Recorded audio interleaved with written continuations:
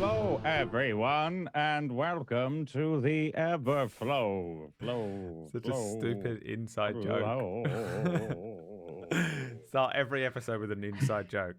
Welcome to Final Fantasy VII. Welcome to Final Fantasy VII. With the Everflow. Featuring the Everflow. And a car. Oh, man. What's up, guys? Welcome to Ilios episode 13. 31. Welcome to episode 31. We've skipped a couple, so I'm sorry if you've missed it. The players are now fighting a gibbering mouther. Hey, that'd be awesome. We'd wreck I actually want to use one of those one day. One day you guys are getting a gibbering mouther thrown at you. I'd rather not. Or some black pudding. I will. Somehow I don't think I want to fight that either. Yummy, delicious black pudding. Nutritious and delicious. Nutritious, delicious. Is that working? Oh, man, it finally works. Okay, good. I got these like speakers recently, finally, for my first time in 10 years. And now I don't know which computer is plugged into the speaker and which one is the headset. It's very jarring. How's your guys' week been? What have you guys been playing? Subnautica. Yeah. That's it. Nothing but. I've barely gotten away from it for 5 minutes. Like they said in the chat, I'm surprised we got you away from it for 5 minutes. You haven't. I'm playing it on my second screen right now. Well, joke's on you. I'm monster hunting right now. Yeah, joke's on you. I'm monster hunting right now. Monster Joke's Hunter. on you. I'm doing a raid in Destiny 2 right now. They're like, joke's on you. I'm sleeping. This is actually pre-recorded. No, life is Fortnite for me. I want to play it, but then I'm like Monster Hunter. I have 60 hours in Monster Hunter in like 5 days. It's bad. It's really bad. It's fucking. Do you sleep? No. No. No. The first day I played it for 14 hours by accident. By accident. It was just like it was one of those like I ended stream and then I just kept going and then it was 7 a.m. and I was like, oh, okay. And that day I woke up at 6 p.m. I think that's going to be my week this week because I finally, for the first time in 4 years, have actual time off. I got 9 days off in a row, and I'm like, oh no, what? I'm fucked because there's no way I'm not just gonna do what I want. So I'm just gonna play Subnautica until 4 a.m. and then get up at fucking 7 p.m. and it's gonna. I think it might ruin my life. Like this could Subnautica? be just this 10-day off period. Because I think this could be like the Occam's razor that we look back at the point and go, that was when his life spiraled out of control. Yeah. Because for 10 days he had no responsibilities. So he just fucking lost his shit. Oh. And that was the end of him. So yeah, I'm gonna be doing that same thing, I think, Jay, where I'm just like, I guess I'll just play Subnautica for 14 hours at midnight. It's fine. It'll be okay. It'll work out. Sorry. Yesterday we had a meeting with Wax, Steve, and Brad, and Brad was like, "Can we have it at 9? I have to play Subnautica." And then like on stream, he's like, "Oh, guys, I got a really bad headache. Like, I should probably jump off here. Like, I haven't eaten. And then like another 2 hours happened. It's every time he goes to end his fucking stream, he finds something in the game to do, and he's like, okay, let's just do this mindlessly.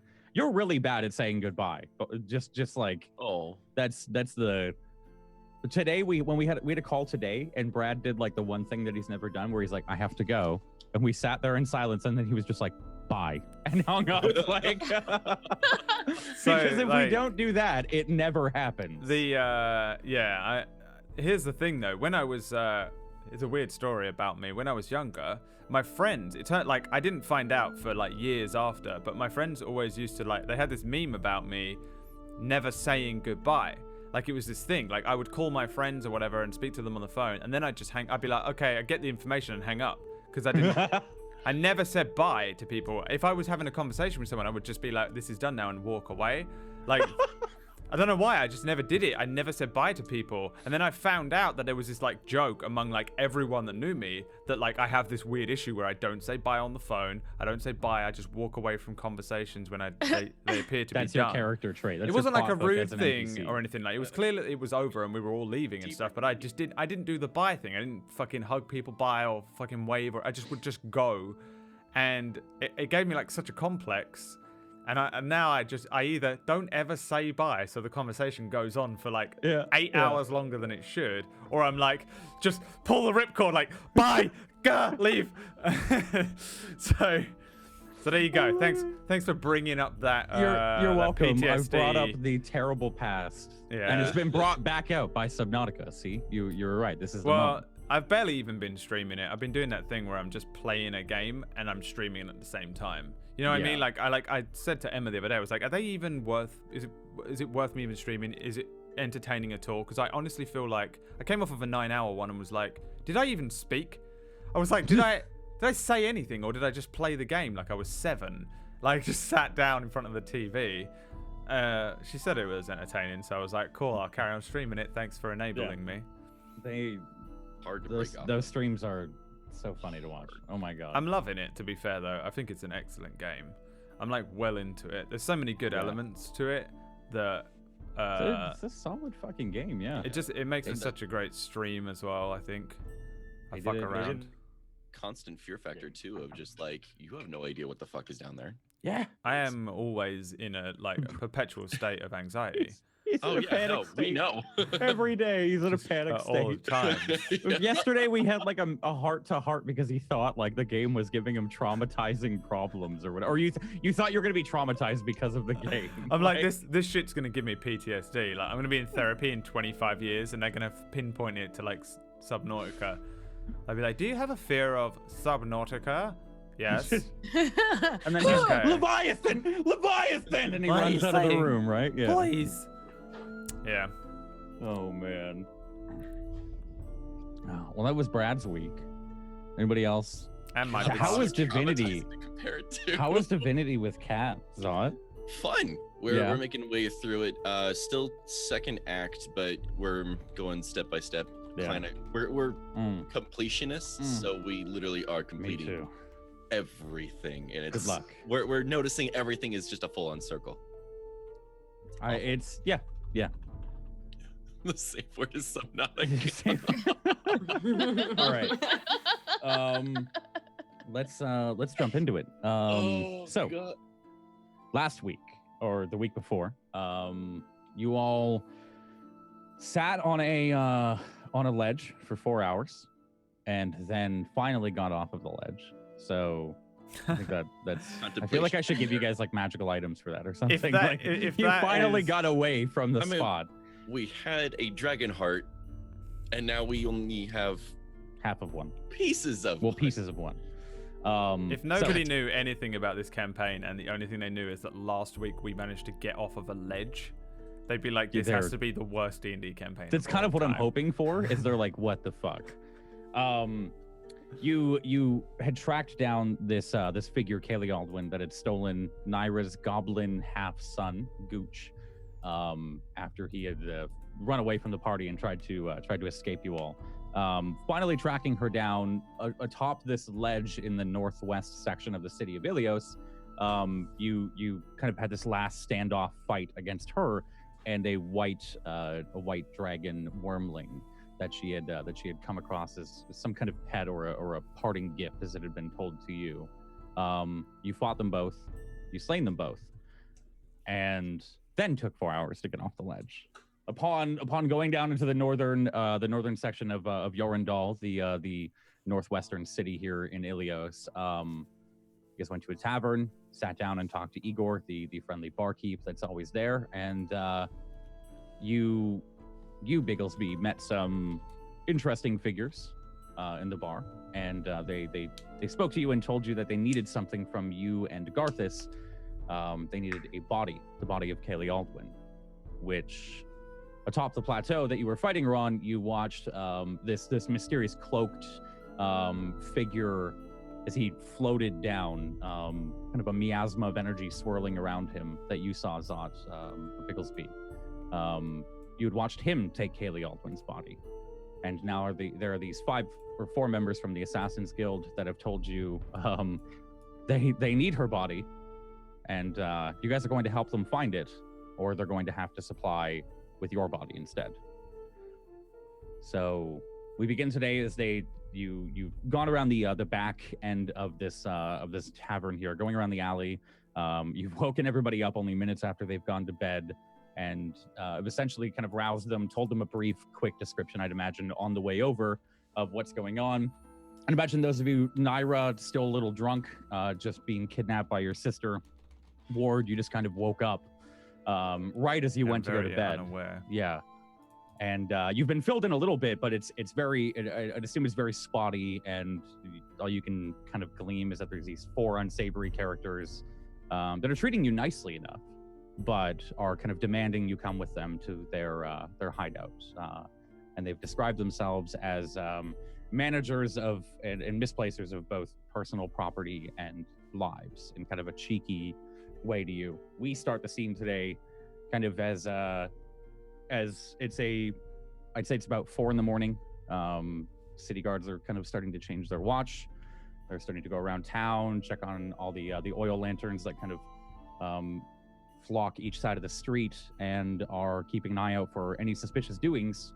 As below the surface, you 5 kind of step foot into the sewers with your Assassin's Guild companions. As before you, as you step foot in like some kind of slimy, mucusy goop of some kind that just seems to litter the floor of these sewers. Ahead of you is a sewer cavern. It's about 10 feet tall, and kind of seems to hang ominously with like small arches that kind of jut into your headspace, specifically, Garthus. As you're walking, you kind of have to duck every, I'd say, 10 or 15 feet every time there's a low-hanging arch. Moss and different lichen and small like creatures that have inhabited the sewers for a while now kind of scurry away with your first contact of the ground, and a couple of the others light torches and bring them out. As behind you is a way that they don't seem to care about, but it does stretch out and kind of just seem to close in blackness as the torchlight falters, and they just seem intent on heading forwards. They just start to walk. What are you guys doing? Walking with, but precipitation, anything that's within like maybe like a hula hoop ring of myself. So I'm just kind of washing. I'm literally just washing shit like away. Ethel's picking it up. Like I'm actually filling my pockets as. Oh my god! Oh no! Give me an investigation check to find poop. Absolutely. How's that for music? Is that good for you guys? Oh, it's ominous. And that's perfect. I hate it. Good. Oh, God. First roll of the day is an investigation check for poop. Wouldn't have it any other way. Right before that, nice. It's the gift of the pink guy. The lower the roll, the better the poop. Naira still does have pink eye, by the way. I say at this point it's starting to like fluff up a little bit. Oh no! Just starting to- No, just to- that-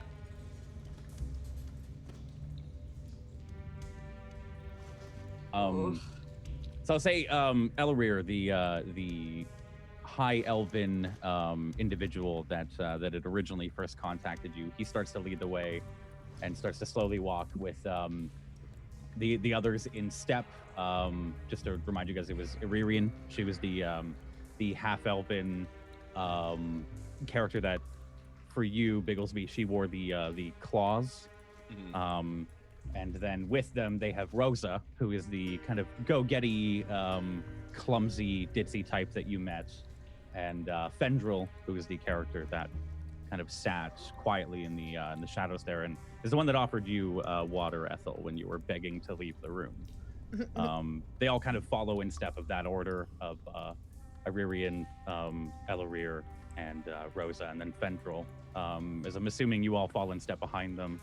Ellerir was the from the Assassin's Guild, or was that in? They haven't quite let you guys in on who is and who isn't. They've all just kind of gone with Iririan's signature. We misplace and manage lives, and you know, if you guys were to ask, you kind of get the same response back. Yeah. Ethel, while Bigglesby is kind of like you're like waving your hand every couple of steps, and you see like the muck just kind of, it's almost like when you power wash something and it's just out of the range, it just kind of rolls over. Searching around, he seems to just be blowing all of the good chunks just out of line of sight. What a terrible. I mean, oh wait, no. Line of sight, no. I thought he was blowing them into my sight, so I was like, yeah.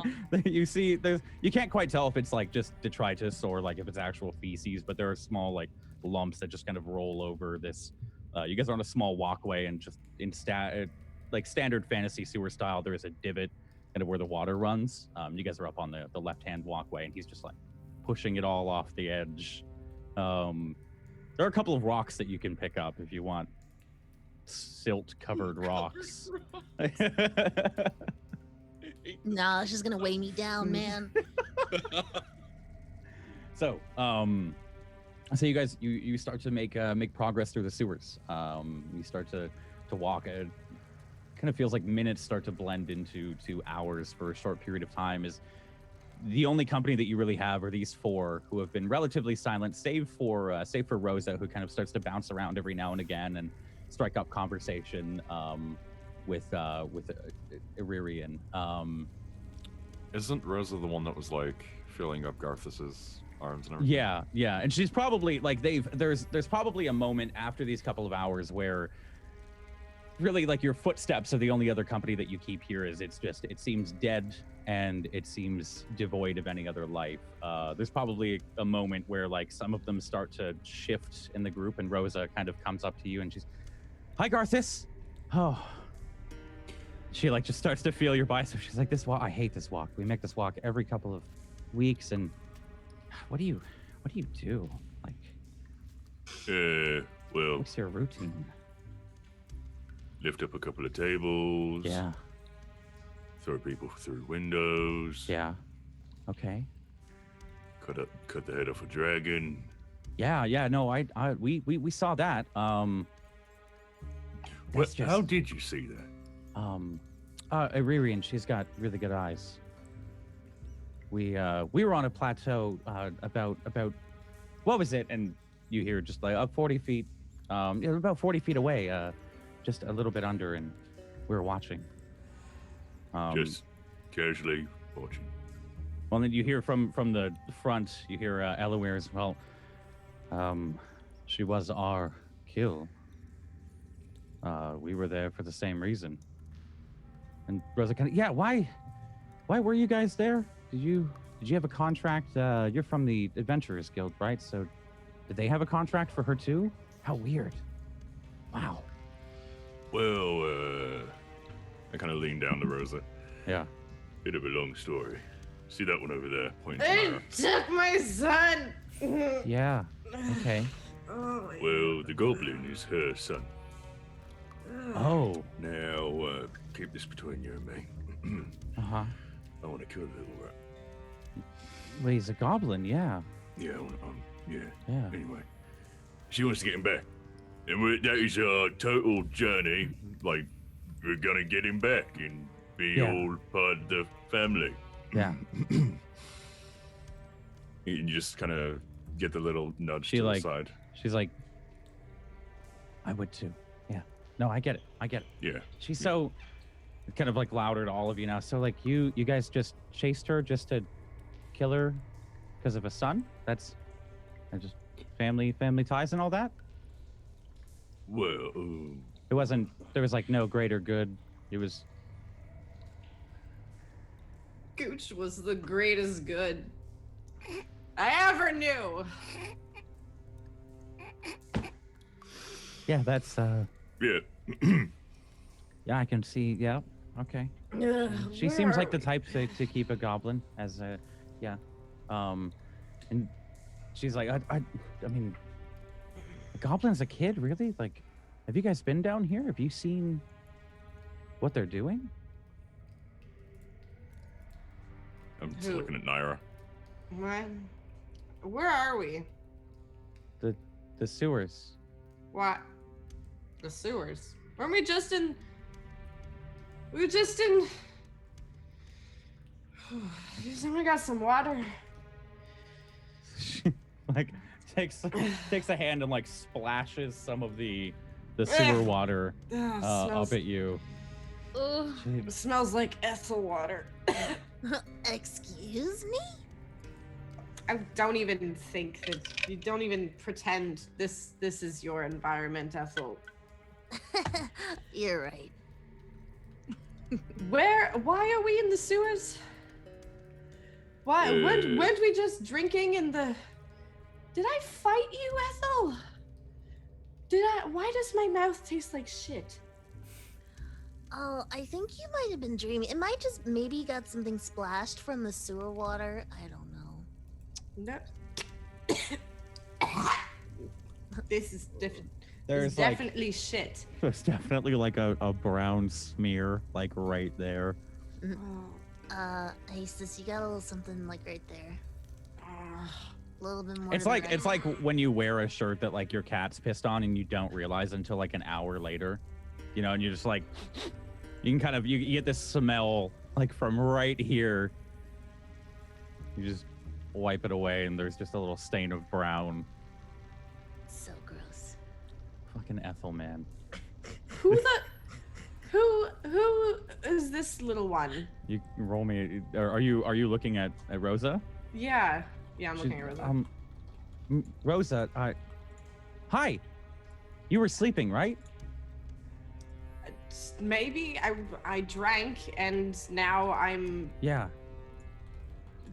Now I'm here. Why are we here? Who are you? Why?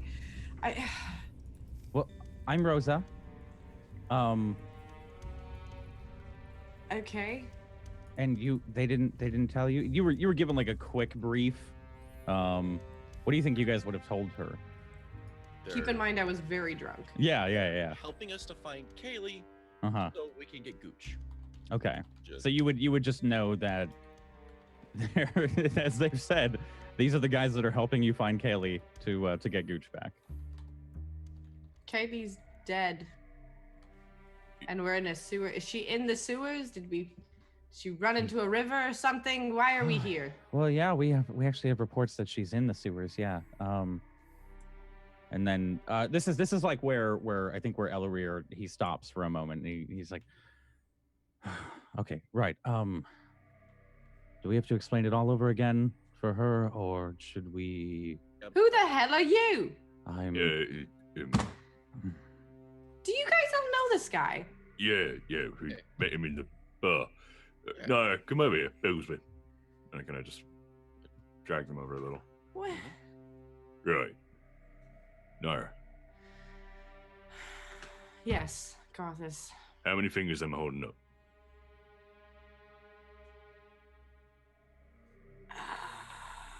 Looks like 2.5.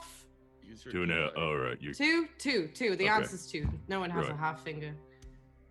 I mean, apart from Bob. Bob has one half finger. Okay. Bob lost. Anyway, Yeah. look. These people, they want to talk to us.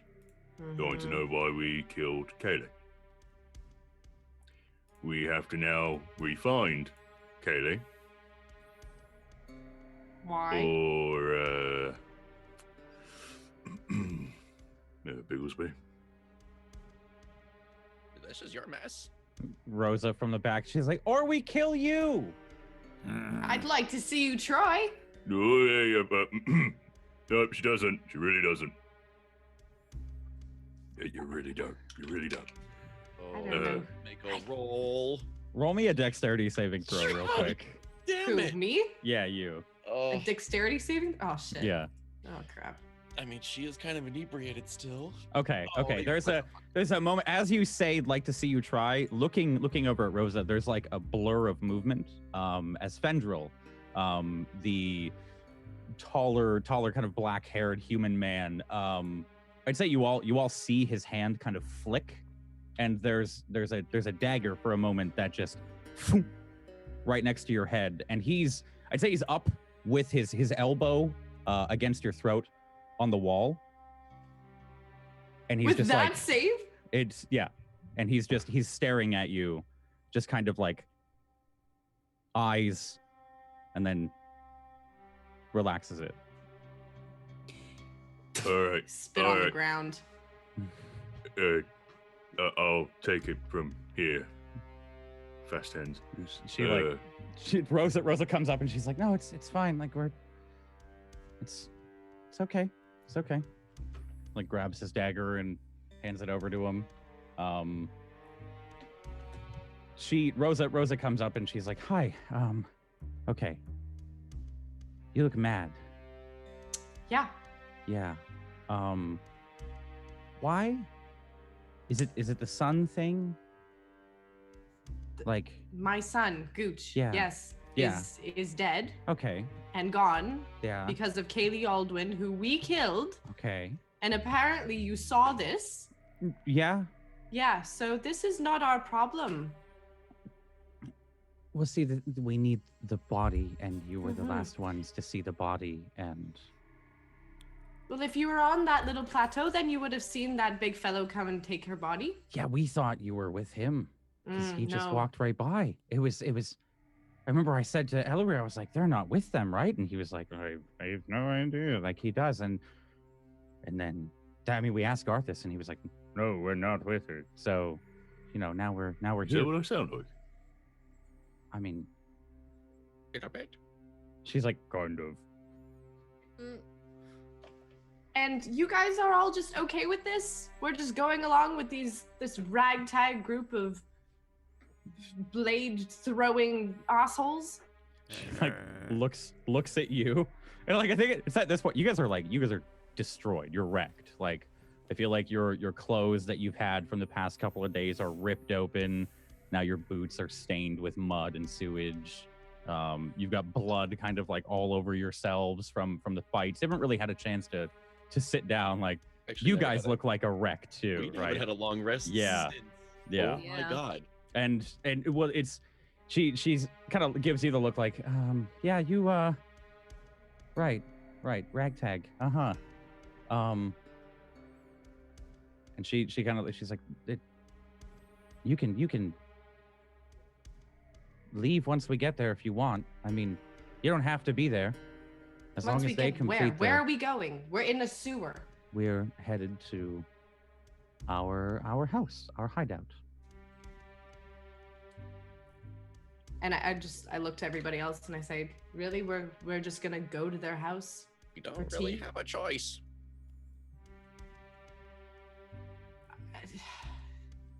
Garthus? If anything, we get closer to Kaylee or Kaylee's body, whatever the Lord abodes, I don't care. We're gonna put an end to it. Ethel, Yeah? you're okay doing this errand for these guys? Yeah, whatever. You're I want to check real quick. I want to see if is Ward still very conscious, or is he just kind of like sleepwalking at this point? I'm conscious. I'm stood, arms crossed, tapping my foot, watching everything play out. Grumbling every now and then, but not much. No, look. We don't know Gooch is dead yet. They took him. Yeah, and if we keep pursuing after Kaylee, we can find him.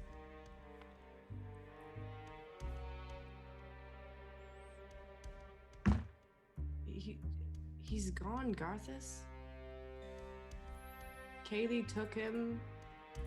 There was a big goblin war. There's no way he would have survived all that. So you're saying the Naira that I know that has... how many kids does she have, Bicklesby? I can't count that high. 347. Yeah, that number. That many kids is gonna give up when things seem rough. after everything. All the skeletons, all the I just don't. cult people. I just don't trust these guys. Like, we don't know them. They don't know Gooch. They don't even. We don't know what they have to do with Kaylee Aldwin. They're not after Gooch. They're after Kaylee. Exactly. So why are we going along with them? Because if we don't, we're dead. Well, me particularly, but yeah. Yeah, it's really just Garthus. He's the one that killed. We just need. And she's like, wait, hold on, go back. What'd you guys say about skeletons? Yeah, a few days ago. When Gooch ran off.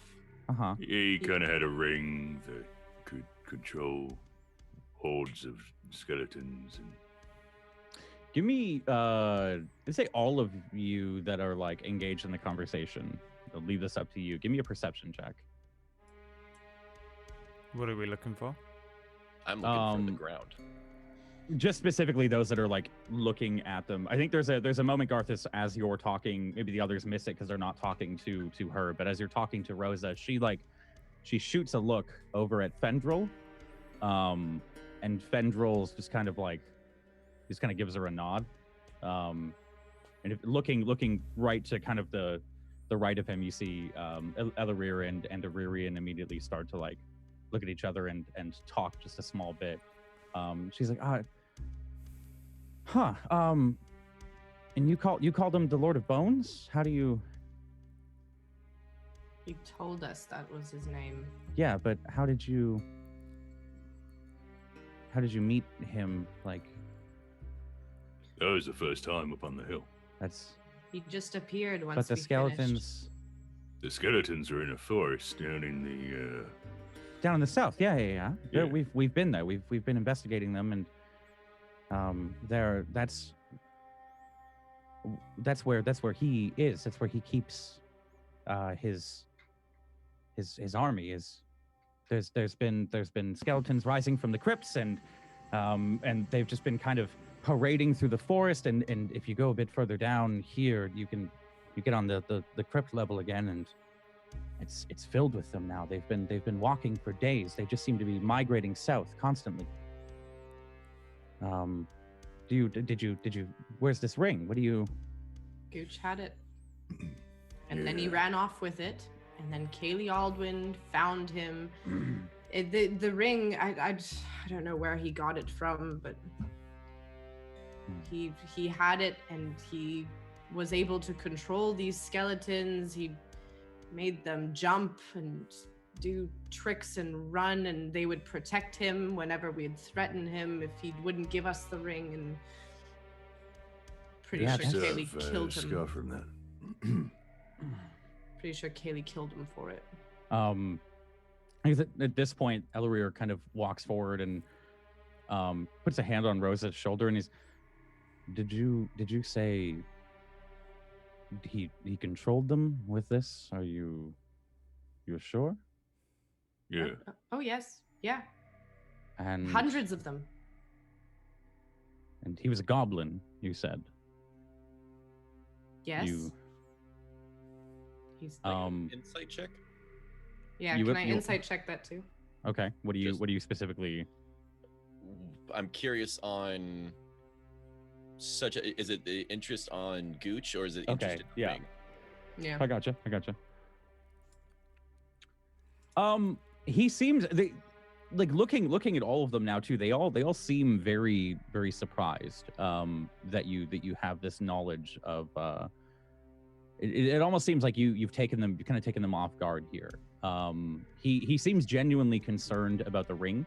It's not about Gooch. He just like as soon as he would mention skeletons and then jumping, and he, especially with him like walking in and his involvement, he seems a little more invested in the ring right now than the Gooch. But he, as he answered back that he's a goblin, he kind of looks pensive for a moment and, It's did you see the Goblin War? Yeah, the goblins and the orcs down below while the fight raged on, or did you get a moment to look away at all, or? we looked and saw it, but we were too preoccupied with Kaylee Aldwind. Why? That's completely understandable. There's been activity. There's been increased goblin activity as the days have gone on, and then we saw the war, and now the Lord of Bones, and it kind of seems connected, and that war with them, it seemed like a diversion, like a distraction of some form. And he kind of like he looks around and he kind of does a like. He's like, come, look at this. He takes you a couple of steps forward, but for the most part, you guys have been following a regularly lit path. And there's a moment just a couple of steps ahead. He's yes. And he begins to walk down another part of the corridor. He goes left instead of right. Sorry, Roll20 is giving me a problem with handouts here for a moment. And there's a moment where he comes up to this kind of wrought iron gate, and kind of hear him, oh yes, this is the one. And he opens it to what kind of looks like a natural rock formation. You can hear it immediately as you get closer, the bang of hammers against anvils and some busy work. But it seems far away. And immediately some light spills into the corridor as he opens up this kind of barred gate that has these wooden planks. And he's come and be quiet. Give me all stealth rolls if you guys can. Fantastic. Ooh.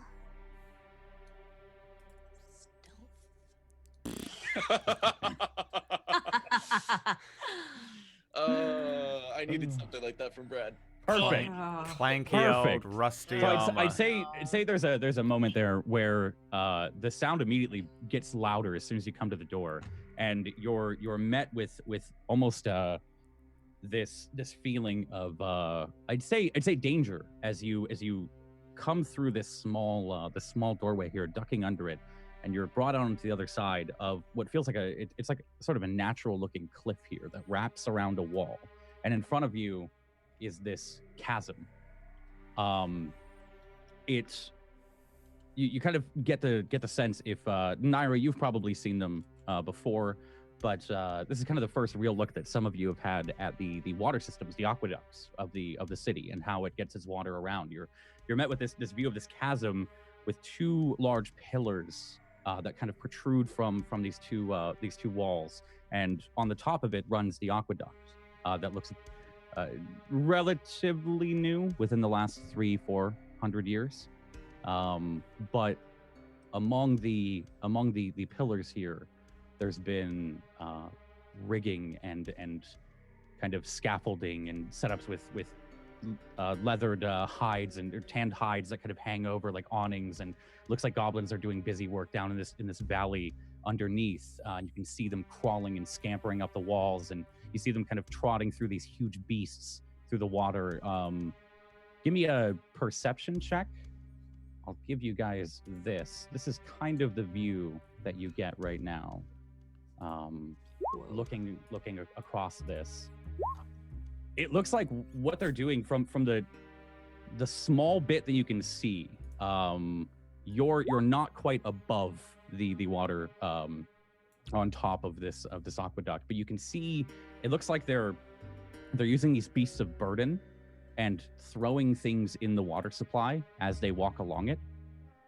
And Iririan he kind of turns and this is what they've been up to. They've been mobilizing for months, and what we saw on the north side, that was just, I feel like, a fraction. I've been here 3-4 times keeping tabs on them, and I think it's at that moment that Ward comes out to see, and like you kick a rock and it just goes flying down into the valley. Oh shit! Oh no! Am I able to like mage hand right before it gets out of range? Or would that be like too quick of a reaction? I'd say you can give me a dexterity saving throw, and if you pass it, I'll say you're quick enough. Oh god. Dex. I'd say you watch it go, and it's kind of one of those, oh, and you like the mage hand just kind of extends from yours but misses it. And say you watch it falls, kind of bounces off a leather roof or like a hide roof, and just kind of right in front of a goblin that's probably working on a particularly like cruel weapon. And you can see his eyes immediately turn up. Give me another stealth check as he's. Oops.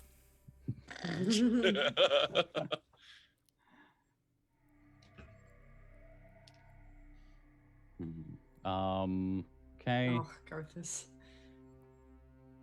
Okay. Yeah, I'd say most of you push back against the wall. Garthus's form, it's a little too big.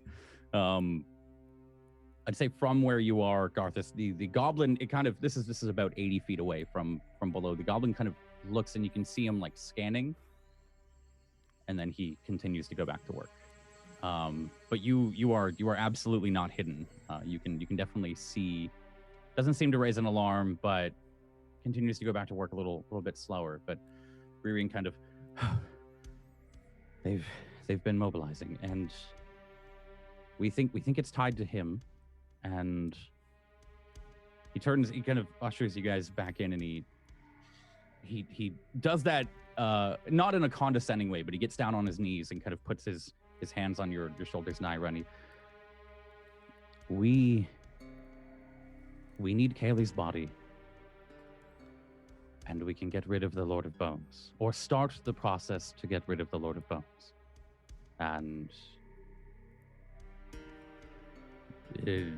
whether your son, if he's dead or not, that can't be helped. But she's been killed, and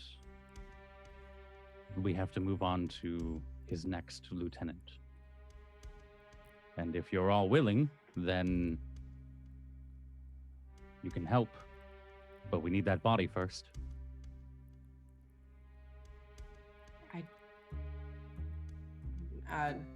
Naira, I just look over the edge to see all the goblins, and I look at him, I was like, how long has this been happening? The activity started a couple of years ago, but it's amped up in the most recent months. And then there was a frenzy of work about a week ago. But this isn't the North wasn't the only attack. They've dealt with problems in the southern wall. The goblins have been coming in from the sands as well somehow. There's been problems in the northern district, up to the northeastern side, where they've just been coming up out of wells and anything that they can get their hands on. And it's not, you guys would know, it's not uncommon for monsters to sometimes find their way to the surface. But the way he's speaking of it, it seems specifically goblins are coming up. And you guys had a job in the very beginning for a goblin marauding band. And you can see like a look of worry kind of flit across his face. He just, listen, think on it, but we have to keep going. But you all look exhausted. You can rest, but we have to press on. We either go through the night and you're all a little more tired for it, or we press on and we tell you the way and see if you can get to us. But he looks at Irian and he's time check, and just kind of for a moment you see her eyes close, and we've got maybe a day and a half. We have a day and a half to get back, and if we stop and wait, we won't make it. So what's your plan? Kind of looking at everybody, just exhausted, but at the same time looking around in the area that we're in.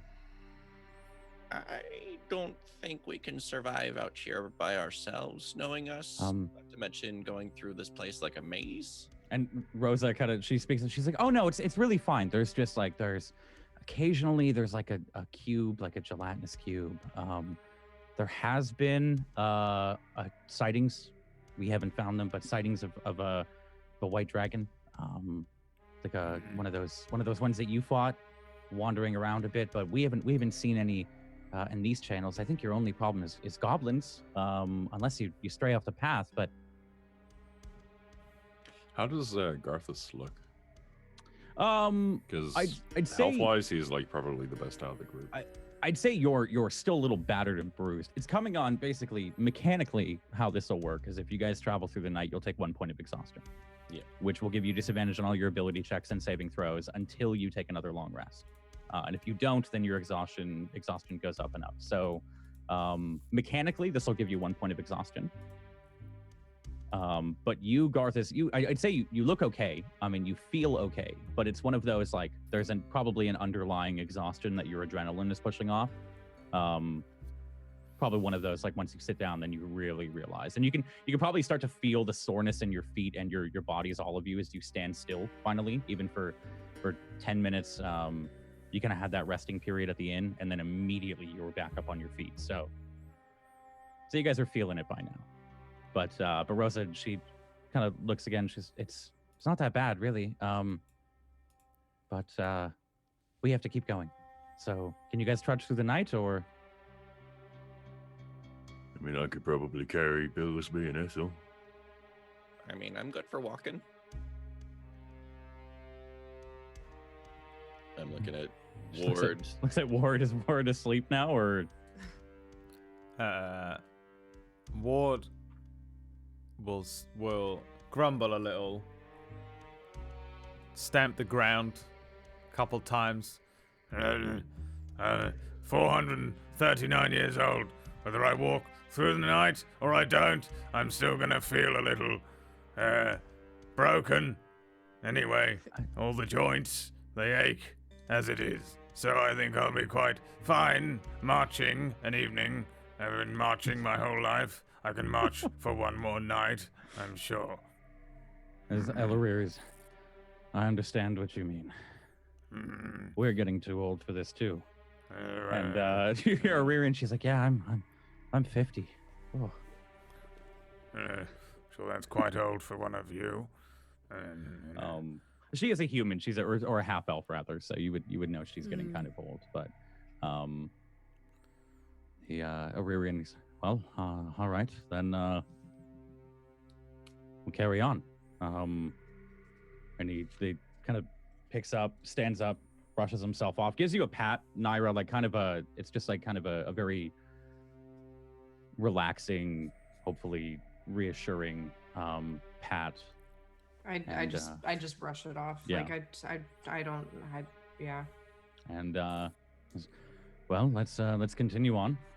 And I think we'll go to our first break there as you guys start to set back out along the path and continue following these four. We're gonna go to break real quick, Arena. Then so it shall be. We'll be back in 5 minutes. The prophecy foretold. The prophecy foretold. From the everflow, flow.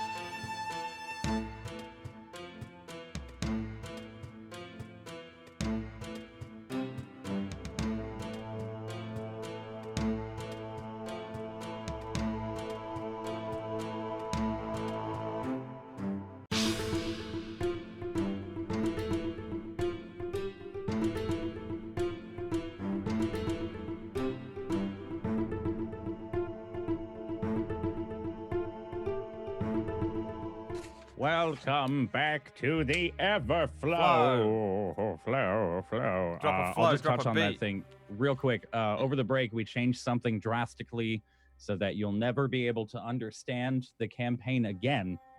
If you guys are confused about Roll20 and why they give us 2 numbers every time we roll, we've made it so there's only 1. So there's no more confusion. Nobody ever has to worry. And if you do ask, then you're going to be made fun of in the chat by Brad. That's what he's promised me. Make fun of or verbally abuse until it becomes like an actual legal issue. Like you're actually a part of the cast. I didn't know there was a divide on that for you. I didn't know there was a difference. There isn't. There is not. I just wanted to make that clear as well. There's not. Joking with Brad as a friend. He's like, here's your deep-seated father issues. In a joke. Your darkest fears. I know them. I will use them against you in jest. As we come back, they start to continue moving on again in kind of the same format, but again they kind of rotate back to where it becomes a point of you're kind of walking in twos. Rosa takes up next to Garthus and she begins to chat with you. Ellerir and Aririan, they seem to stick together, but Fendril kind of gets stuck next to Ward.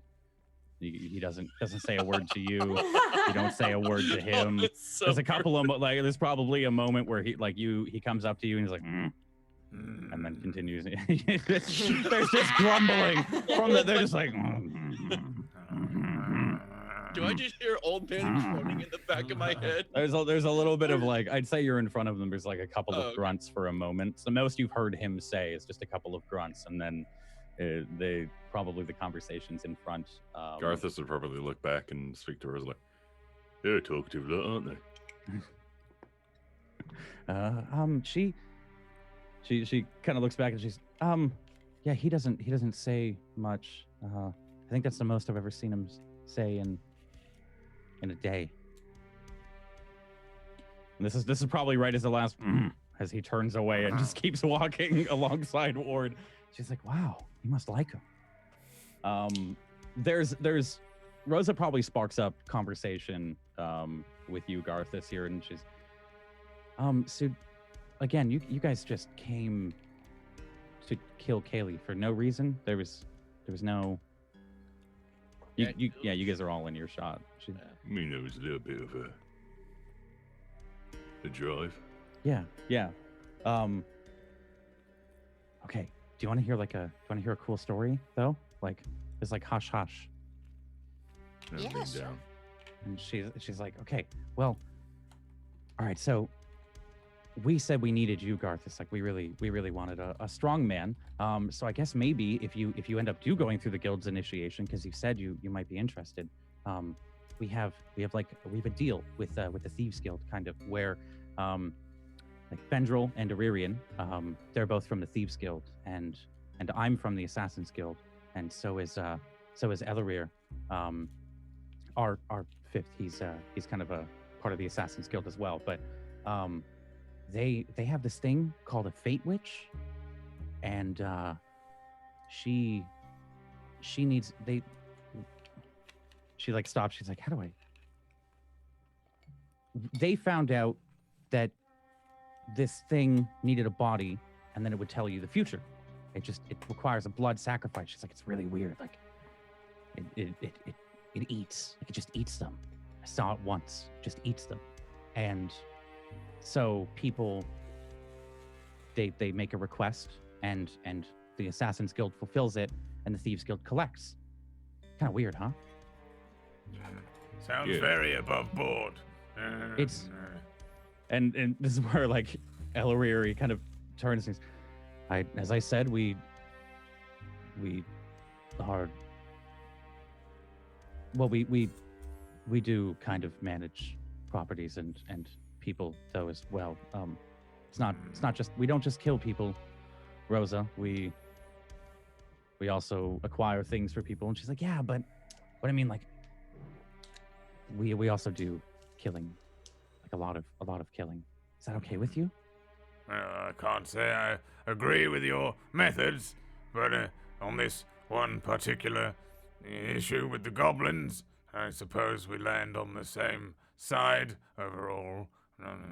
Yeah, and she like turns backwards and starts walking backwards. She's like, right. So that's the weird thing. So here's where the story comes in. So a while ago, the queen came to the head of our guild, and she wanted to see the Fate Witch. And apparently, there's like a threat against her throne, and she saw an image of Kaylee from the Fate Witch. So that's why we were commissioned to kill her. Well, I'm not surprised at all. Assassin's Guild always sorting out the politicians, and one politician dropped here, moves a little wiggle room for an up-and-comer, and before long that one's got an arrow in the back of his head as well, and back and forth, and so on and so on. I've seen it all in my day. Like, turns to Garthus, like looks at Bigglesby as well, like, what did he just say? I feel like as well, Ward is just like wandering. He's not even like engaged. He's just like he starts engaged and then wanders off into some distant memory. Yeah, she's like before she carries on. How that none of that. Yeah, Okay. But to answer your question, kind of leaning down a little closer. I'm not really like a big fan of roles for, like the Adventurers Guild is. Oh yeah. There's like no rules. It's like really, it weighs you down. Is it bad? Yeah, Fendril said he used to be in there and it was pretty bad, but said it was really light on the coin. Yeah, actually, they take your profits, right? Like, speaking of coin, I haven't been paid from the last job. Nara? Can I have my money? I have it. Can I have my part? You can have it once we get to wherever we're going. See what I mean? No bars down here, Garthus. Well, you don't know that. You find me one, and I'll give you the coin to buy a barrel. We have a bar actually at our place. How many cakes do you have? Oh no. Well, I mean, don't Igor, answer that. Okay. No, answer. What? How many? Look, Igor's always got stuff on tap. Wait, Igor's there? How the hell does he get around? Oh yeah, we've been wondering that too. Yeah. And she's like, hey guys, they know Igor. And like Aurelian turns and she's like, how do you know how he does it? No. He's everywhere. Who's asking you? It's insane. And then, like the Ellery turns and like he kind of looks frazzled. He's like, actually, I've been wondering as well. It bothers us. Why is it whenever you look away, your meal appears? Yeah. And where's the wench? I mean, how many wenches are there? She yells for the wench every time, but I have a theory, of course, that the wench is Igor, and he's just puppeteering from behind the scenes. Yes. And Rose is like, yes, I've drawn diagrams on that. See, I told you I wasn't crazy. It's a puppet. And like Ellery is like, I wonder how much would a hit on Igor be? You'd have to find out one way or another to earn your coin, wouldn't you? I don't think we could ever kill Igor. I think he's an octuplet. She's like, like he's got brothers and sisters, or just brothers? Just brothers. Like just so many brothers twin everywhere? brothers. That would be interesting to see if there was a female Doesn't Igor. Explain the hive mind that he's got. Hive-minded octuplets. Right, they all seem linked. They're identical. No, twins can't. Maybe. There was a set of experiments that twins can't think the same as another twin. And she's like, yeah, I know. Anyways, it's. So yeah, we have a bar. Yeah, there's, we got Igor. If we ever bloody make it there, we live on the other side of the country. How long have we been bloody walking? Roll me an intelligence check real quick. What the fuck? Oh no. By the blisters on your feet, about 6 to 7 hours now. We've been walking that long, and we got that left. Walking that long. And they said, how long is the journey? They said about a day and a half. As you say that to Iririan, she's normally it would be about 3 days to get there, but through the sewers there's a shortcut that we take over one of the chasms, and we cross the aqueduct and significantly cuts the time down. There's still a day there or not? Yeah, there's about a day. We'll take rest and just kind of like stops. 14 hours and we'll be fine. Maybe worth it. Garthus is actually going to lean back down to Rosa. Yeah. I don't suppose you have like a training thing for the Oh, assassins? like an initiation, or do you mean like actual training course kind of thing? To well, I learn mean, more assassin ways. Yeah, well, I mean, there's people that are always willing to train. Do you have don't know how anyone much. proficient in climbing or? I mean, we're all proficient in climbing, Garthus. But well, I mean, Fendrill's pretty good at it. She kind of looks back at him, and kind of the same as Ward, just eyes down, walking. She's like, maybe ask him afterwards. But your initiation should be fine, hopefully. I mean, you have to go through the test like we all do, but... Is there a climb in the initiation? Well, yeah, okay. So what they do is they put you down this chute, and you just kind of end up on the other side. And we change the traps, and they're like on a weekly basis, because it's basically the proving grounds. And it's just a meat grinder, man. There's so many people that die down there. It's actually pretty awesome. Like, we get to look, but I guess you guys get to do that. We'll be down there though. Just monsters and we kind of just we go in and we set the traps up, and then either monsters set it off, or people do. And we don't really touch the local denizens down there. One time there was a beholder. We actually had to go and clear that out. That was, I mean, no one would pass if it was a beholder. That was just, it just came up, and it was in there, and it's really messy. So what happens if we go on the initiation and there is a beholder? Well, we come and kill it, but you guys still have to go through the initiation. So you'll help us kill it? Well, yeah, no one should have to kill a beholder. Are you kidding me? The last time we killed it, oh my god, Ellerir died. We had to bring him back. I'm sorry, he what? He died. He died? Yeah, there's like this really weird, like, gangly tentacle that the beholder has, and it was like, and then it shot Ellerir, and he just died. It was crazy. And he's alive now? Yeah. Would you have to sacrifice someone else's life for it? No, there's a spell for that. Clerics know it. We have a high level cleric. He's kind of an asshole though. In my line of work, if something dies, it just dies. Well, I mean, we couldn't let Ellerir die, and he's only 137. It's not his time to go yet. Especially to the beholder. Oh my god, no. That'd be the worst way to die. And but I mean, okay, so word gets around in the guild pretty quick. Nothing's really a secret, so don't try and keep secrets. You guys got to go down, and you got to get a body from a dragon, by the way.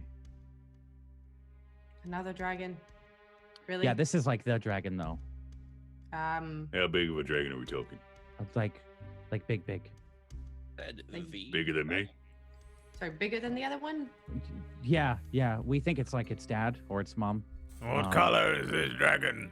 It's white. All right, then. Bring it on then. You going to get it as well? No, we don't want to fight the dragon. Or are you just gonna send us in? We don't. On a promise? We don't know much about it. We gotta. She kind of points to, like, she pulls out her necklace, and she's like, this lets us communicate with the guild. You guys get one too. Lets us talk to each other. I'm not joining your guild. Well, okay. Well, Garthus, you'll get one too then. But do I get a hood? Do I get any robes? You wear whatever you want. There's no. Oh, there's no actual official gear. No, we're not like the Adventurers Guild. We don't. I mean, even the clothes they had. Oh god, no. Yeah, no. We saw the too tight around the waist. Kind of cuts off the blood doesn't- circulation. Where's the dragon? And Ellerir's, it's below the fighting pits. Below the fighting pits. There's, All right, then. Well, let's go recover this body quick, sharp. Are you kidding me? We just fought a dragon. Do we not take a rest at all? Like. Well, we'll take a rest, woman. We gotta walk all the way back to this place where this lot are from. Then we're gonna take a rest. Then we're gonna find the body. And then I'll disband and I'll find the dragon. All right, you grumbly old cunt. Let's go. I know. 2-minute fight.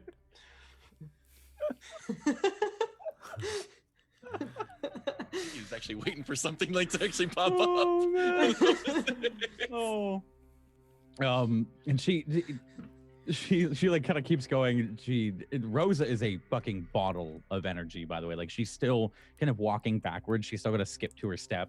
I'm trying to use that momentum right now. Is just following her. She is definitely the leader in this moral support right now. While they all look exhausted as well, right? Like, she's like, yeah. So, anyways, they told us right before we talked to you guys that apparently the body's down there.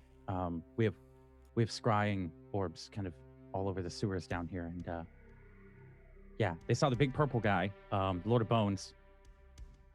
He took the body down near where we know the dragon inhabits. So we're assuming the dragon's got the body, and all we need you guys to do is just sneak in. But I mean, the head'll tell you that pretty much. But we heard the head telling someone else, and then they told us that the body was there. So we're just kind of assuming it's you guys. I'm just gonna have to grab it because it would be us, but you owe us a body, so you guys have to grab it. But we'll be there to help. I just look at her and I was like, got any of those little bottles or anything that could help us? Oh, well, yeah, I've got potions if you want to buy them when we're back there. Buy them? On this wild goose chase, I would expect them for free. Girl's got to make a bit of money. You're completely oblivious to the fact that we're being exploited.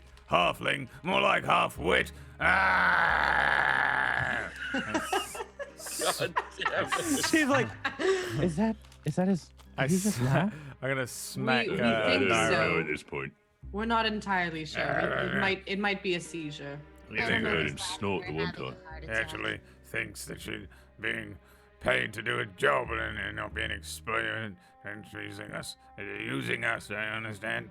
She kind of like, she stops for a second and she goes to speak, but Ellery cuts her off, and he's like, well, old man, while we fight the dragon, you can have the horde. Oh, you are going to fight the dragon then, are you? Well, we're probably going to we're making the plan when we get there, but we're probably going to have to distract it, right? He looks over at Ellery and she's like, yeah, but you want to fight it? He's like, well, I mean, it's probably the only way to distract, but every dragon keeps a horde, right? No interest in that bastard's horde. I'll be next to you, sword held high, don't worry about that. I'm gonna shove this sword straight into that thing's eyeball. Everything. Hair stands up, just thinking of literally everything. Want to fight? Garthus looks over to Bigglesweet. I fought a dragon or two in my day, don't you worry about that. Older than I look. Weren't you looking for a white dragon, Ward? Yes, half-wit I was. And it's almost so we're going as if this is the one. Yes, it is. Well done. Give this young one a gold star. I'm going to fight a dragon. Wait, why are you looking for the dragon? I've been looking for that dragon for 200 years, possibly more, if you'll believe the crazy visions and dreams I've had all my life. Wait, what? How do you... Hold on. How do you know the dragon and you were... Are you sure you're not with the Lord of Bones? No. Yeah, we're not with him. We don't know him. The dragon's with him. And you guys know about the dragon and the skeletons, and you know about the ring. There's just a lot of things that aren't adding up. We seem to be at the wrong place at the wrong time quite often, and then Ward You say the wrong place at the wrong time. I think it's the right place at the right time where we have to be for destiny. We've had one hell of a week. You can believe in destiny. Gross. What? Destiny? Garthus, come on. You don't believe in that. This is the same man that believes he's the chosen one. Hammer speaks to him. It could be anyone. Yeah, well, that hammer's buggered up. Well, I still have the hammer itself, but the voice inside it's gone. And Igor said something was off with it. I think those voices were in your head, Garthus. A little bit too much ale. Nara, remember the vision of that grotto that you and Ethel had? Same time? Same dream. night? Yeah. I don't call that destiny, I call that the coincidence. Well, that may have been something trying to reach out and call you. Yeah, but we never went. We never went to the grove. We'll never know. Who knows? So all I can say is that it might have been a dream.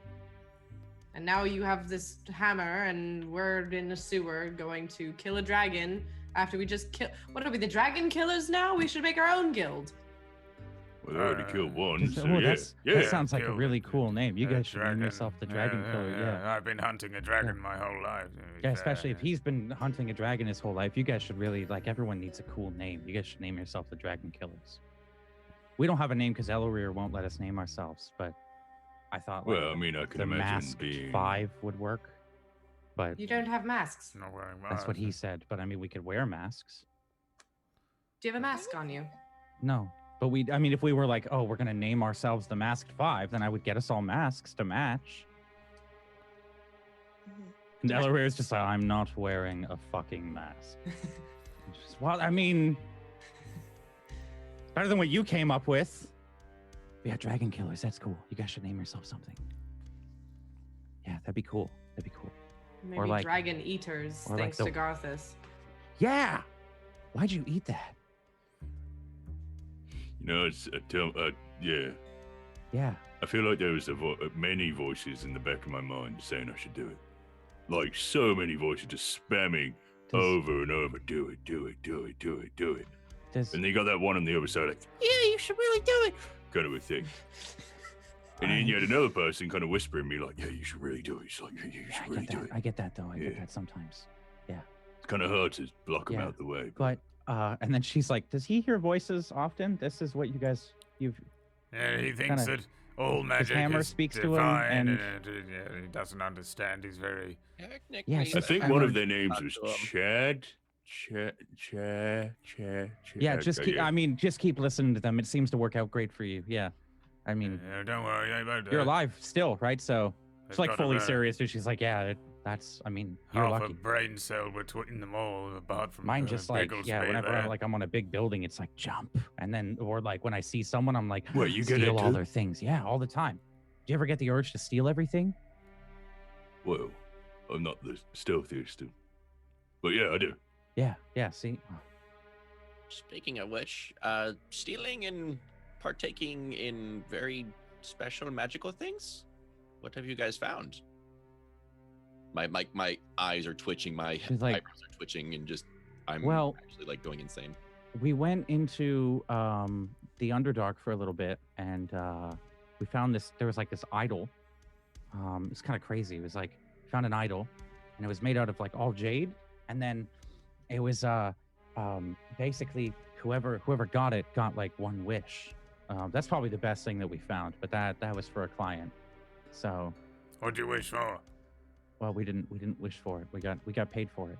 Why didn't you just wish for more money than you would have got paid for? See, that's what I said, but then we would have been killed. So you wouldn't wish for invulnerability and then sell it to someone else. It only gives one wish, so you would have been invulnerable. But we wouldn't have the money then. Did you think about wishing for more wishes? He's like, no, like Ellery's like, please don't bring this up again. We argued for 2 weeks on the way back up. We had to have a watch over her so she didn't steal it from us. Well, she's like, yeah, well, you didn't have to use manacles. And we had to bind her to a wagon that we found and hold her down. And to bind and carry her. Like, you'd make good parents. We feel like them sometimes. Oh. I'd say like this has all been kind of happening in passing as well while you guys have been walking. Say there's a moment probably where you start to the sewer caves around you become less man-made and manufactured, and they start to go into more a little bit ragtag construction. With your guys' knowledge too, the aqueducts and the sewers here have kind of been built. There's portions where they use the existing sewers of Yorendir, the town that the city that was here before Ilios. So the sewers are kind of, they'll sometimes go from being underneath the city to an elevated portion where they're actually built out of the remains of the streets of Yorendir or some of the roofs. So you begin to pass into, it's almost an eerie, weird moment as you guys are going uphill, and then suddenly you're like in a market square of a city long forgotten and ruined, and the streets have kind of been carved a small bit crudely in a man-made fashion to allow water to pass through. As you're walking around, you kind of get the full, I'd say, feeling and idea. Naira, you'd probably be comfortable with this kind of terrain being down here so often. But as you guys start to look around, and this goes into a more natural cavern where this city used to exist, you see shops and houses that are worn down and kind of encrusted with moss, and they've started to like collapse in on themselves. The stones look unturned for about like hundreds of years, coming close on 1,000 years. Would there be any like natural sunlight kind of piercing through, like? Not here, no. Is it completely covered? It's just completely covered. Yeah, you can looking above, you can see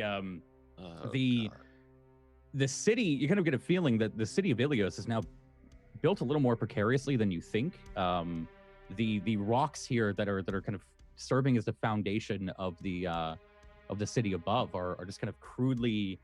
You can tell like there's been magic involved in some parts, but other times it's just like a large like stone pillar has crashed, and then another one is kind of elevating piece of roof, and there's just a small pocket that looks like a large part of this underground is just balancing on something as fragile as this. You begin to continuously pass through these streets until you reach an old bridge, kind of similar to the one that you were eye level with, but now you kind of stand on top of it. This clean water flowing one way, and you can see a little bit murky and diluted water flowing another way. You begin to walk across this bridge, should you so choose, if you will. They just seem to continuously lead you on the left-hand side. You start to pass over an area where the houses start to fall away, and then on each side of this bridge there's nothing. As you look down into a bottomless pit, you can't see the floor. I'd say the cavern is big enough that even with your torchlight, you can't see the walls. It just opens up into this vacuumous black pit as you cross, and the gentle trickle of water continues to go alongside you as Rosa continues to just blabber as loud as she can about everything. I'd say that there's a period just as you guys make it across where I need you guys to roll a perception check.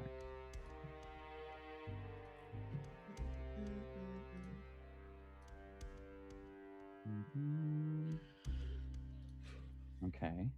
Give me 2 seconds here.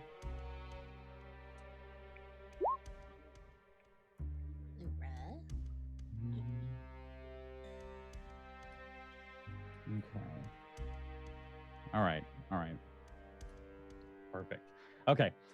So I'd say Bigglesby and Naira. There's a moment where you see from ahead. There's a small moment where, as the torchlight hits, as you cross the bridge and reach the other side, you start to go down kind of this weird gravelly slope as the crude man-made aqueducts continue alongside you, but there's no real footing, so you guys start to slide down this gravel and slate slope and reach the bottom of another kind of smaller cavern, but thankfully you can see the walls and the ceiling. The both of you ahead of you see, I'd say from the darkness about 60 feet away, just a pair of eyes flash behind a stalactite, or might, and then quickly dart back behind. Whoa. As Rosa's like full stop, she's like, and then this other time, we had a what? Shh. There's something down here. Well, yeah. There's something around that stalagmite. Can I pick up what was it? Piece of gravel, rock, anything? Cast light on it and chuck it in that direction. Yeah, go ahead. Give me a dex check, real quick. I'm actually gonna sprint over there. God damn it. Yeah, you throw the rock, and I think as you throw the rock, Ethel, you run a little faster than he underhands this rock. So you just get this illuminated figure of Ethel, her shadow running across the wall as she's like just sprinting over at max speed. You reach the stalagmite, Ethel, and you can hear heavy breathing. What do you want to do on the other side of it? I want to scare it.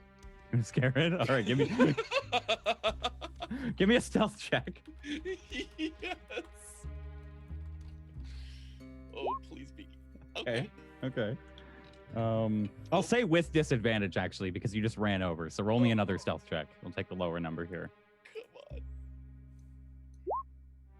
on. Okay. All right. So we'll take the 16. Unfucking-believable. Wow. Okay. Makes it, breaks it. Actually, makes it, breaks it. As you run up, you see her run up, and the light probably stops and falters just before you can see it's like casting this ominous 30-foot tall Ethel shadow behind the wall, or on the wall behind her. As you go around to the left, and you're like, yeah, and then on the right is there's another figure that pops out on the right. I'm gonna need. It's like up to you. Would you be scared by I'll say the figure that you see as he pops around the corner is a half orc male with long like curled gray hair and these steel blue eyes. And he just hello, little halfling. I'm sorry.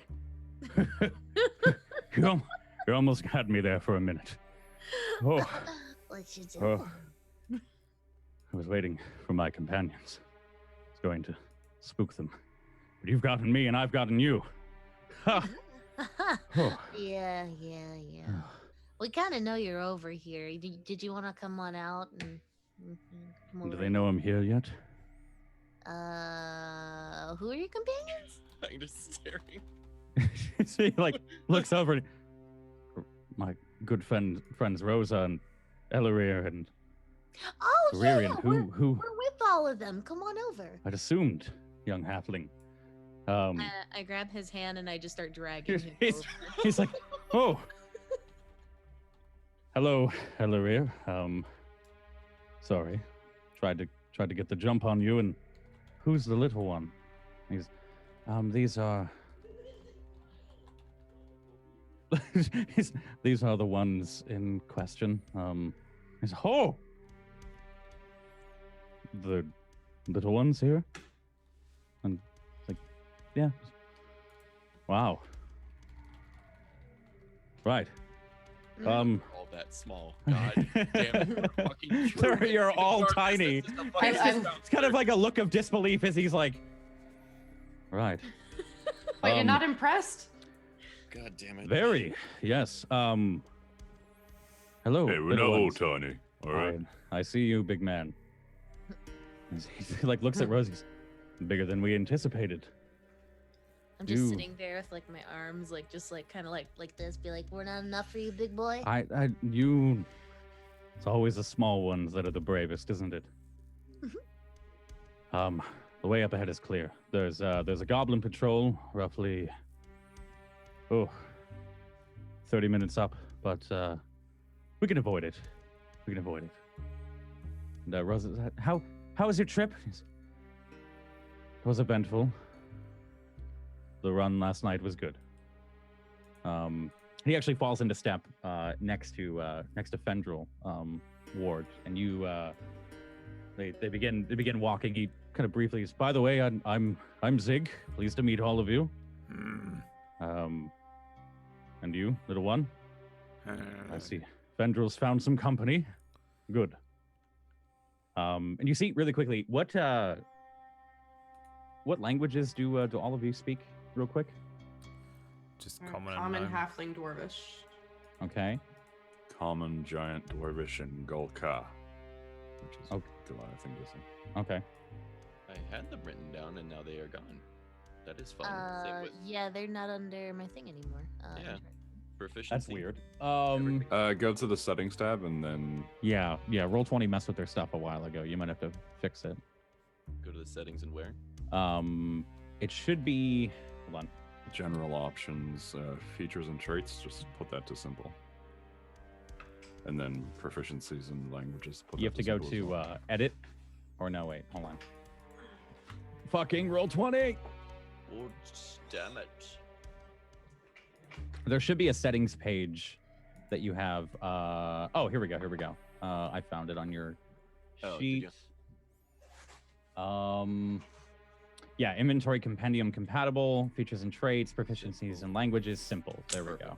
I'll do it for Ethel as well. Roll20 changed something a while ago. Yeah, where they kind of merged with something and they want you to track things in a different way. Instead of just typing, you're supposed to be able to add things. It should be fixed on your guys' sheet. Regardless, there's God, equipment's all gone now. Son of a is bitch. it? Oh my god. I don't think you guys would notice. Would know exactly. Here, I'll set it back to that. I guess that might. Yeah, help for you. Just it was a common, gnomish, celestial. Okay.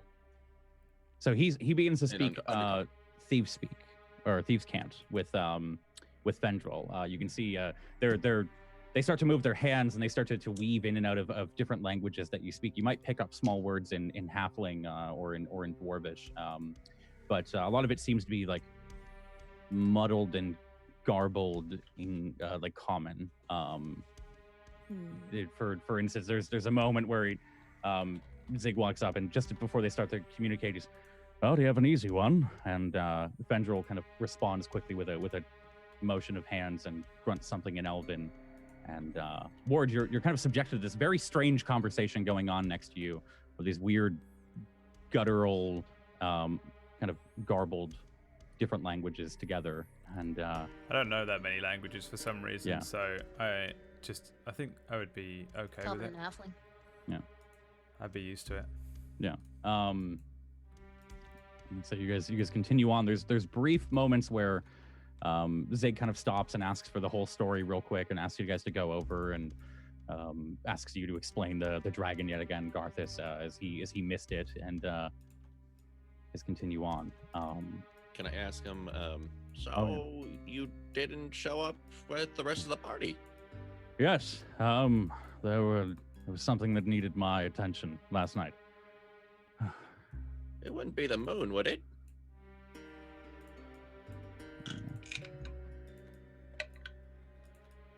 Or one of them dropping that hint. It was a full. Yeah, he kind of. Yes, it was. And Rosa just Rosa. He's a were-rat. He's Rosa. Yeah, it's really yeah. Sorry, but Were-rat? We're rat? Yes. Do you have big front teeth? He smiles. Seem relatively straight, stained and dirty, but Would I have any idea what the fuck a were-rat would be? roll me a nature check. Sure.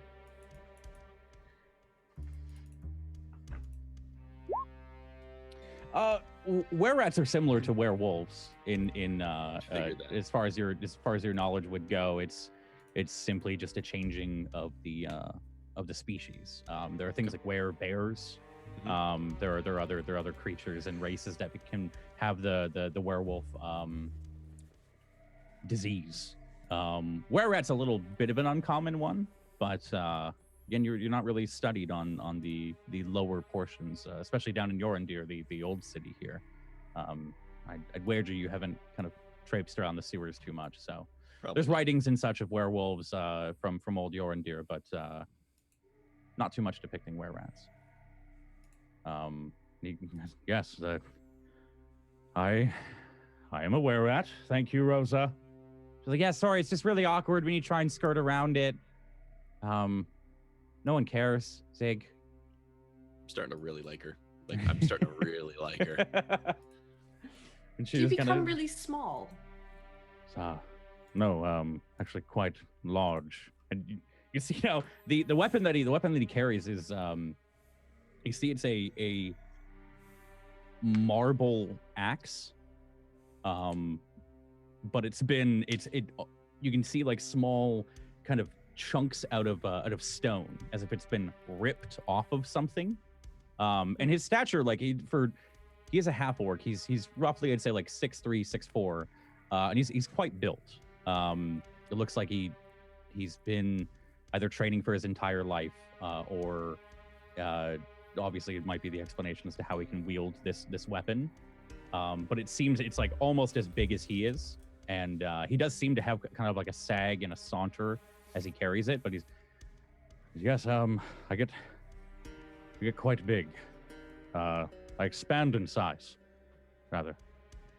We aren't tiny, small rats like these. And he points down as there's a kind of scurry of rats that are feeding on a small corpse of an animal in the water. I point to Ziggy and like kind of like snap at the rats, pointing her to them. Yeah, she like immediately, as one's getting away, as he looks, the snake like just kind of catches one and begins to like slither backwards. You see it start to go down her gullet, and he's like, oh, impressive. But yes, I can transform at will, but when the full moon takes over, there's a more bestial nature. I'm taking out my notebook and I'm, cast light on a like a pen or yeah, some sort of writing utensil. I'm like jotting down notes. yeah. Shit, that's cool. I'm like inspecting his nails and like seeing you can like, if there's go any ahead remnant stuff. Give me an investigation check. Sure. Oh. Their nails. Really? He keeps like it is kind of dark, and the torchlight's really only giving you an overhead view of it, but you can see from like a general quick inspection, like his clothes are kind of in tatters. He wears one of those cloaks that kind of stops halfway down at his stomach, and it kind of looks like it's in tatters. You can tell like some of his mail that he's wearing, the links kind of look split. You can see they fit very loose on him right now, but the links kind of look split as if something's been pressing against it, especially on his arms. He kind of wears a chainmail, almost like a t-shirt, where it comes down to the cut of his bicep. And you can tell, especially there, they've been almost like pressure snapped in small places. They look tattered and frail at the bottom. He has like relatively long nails that are almost like claws, but you can't really tell anything more than that with a 5.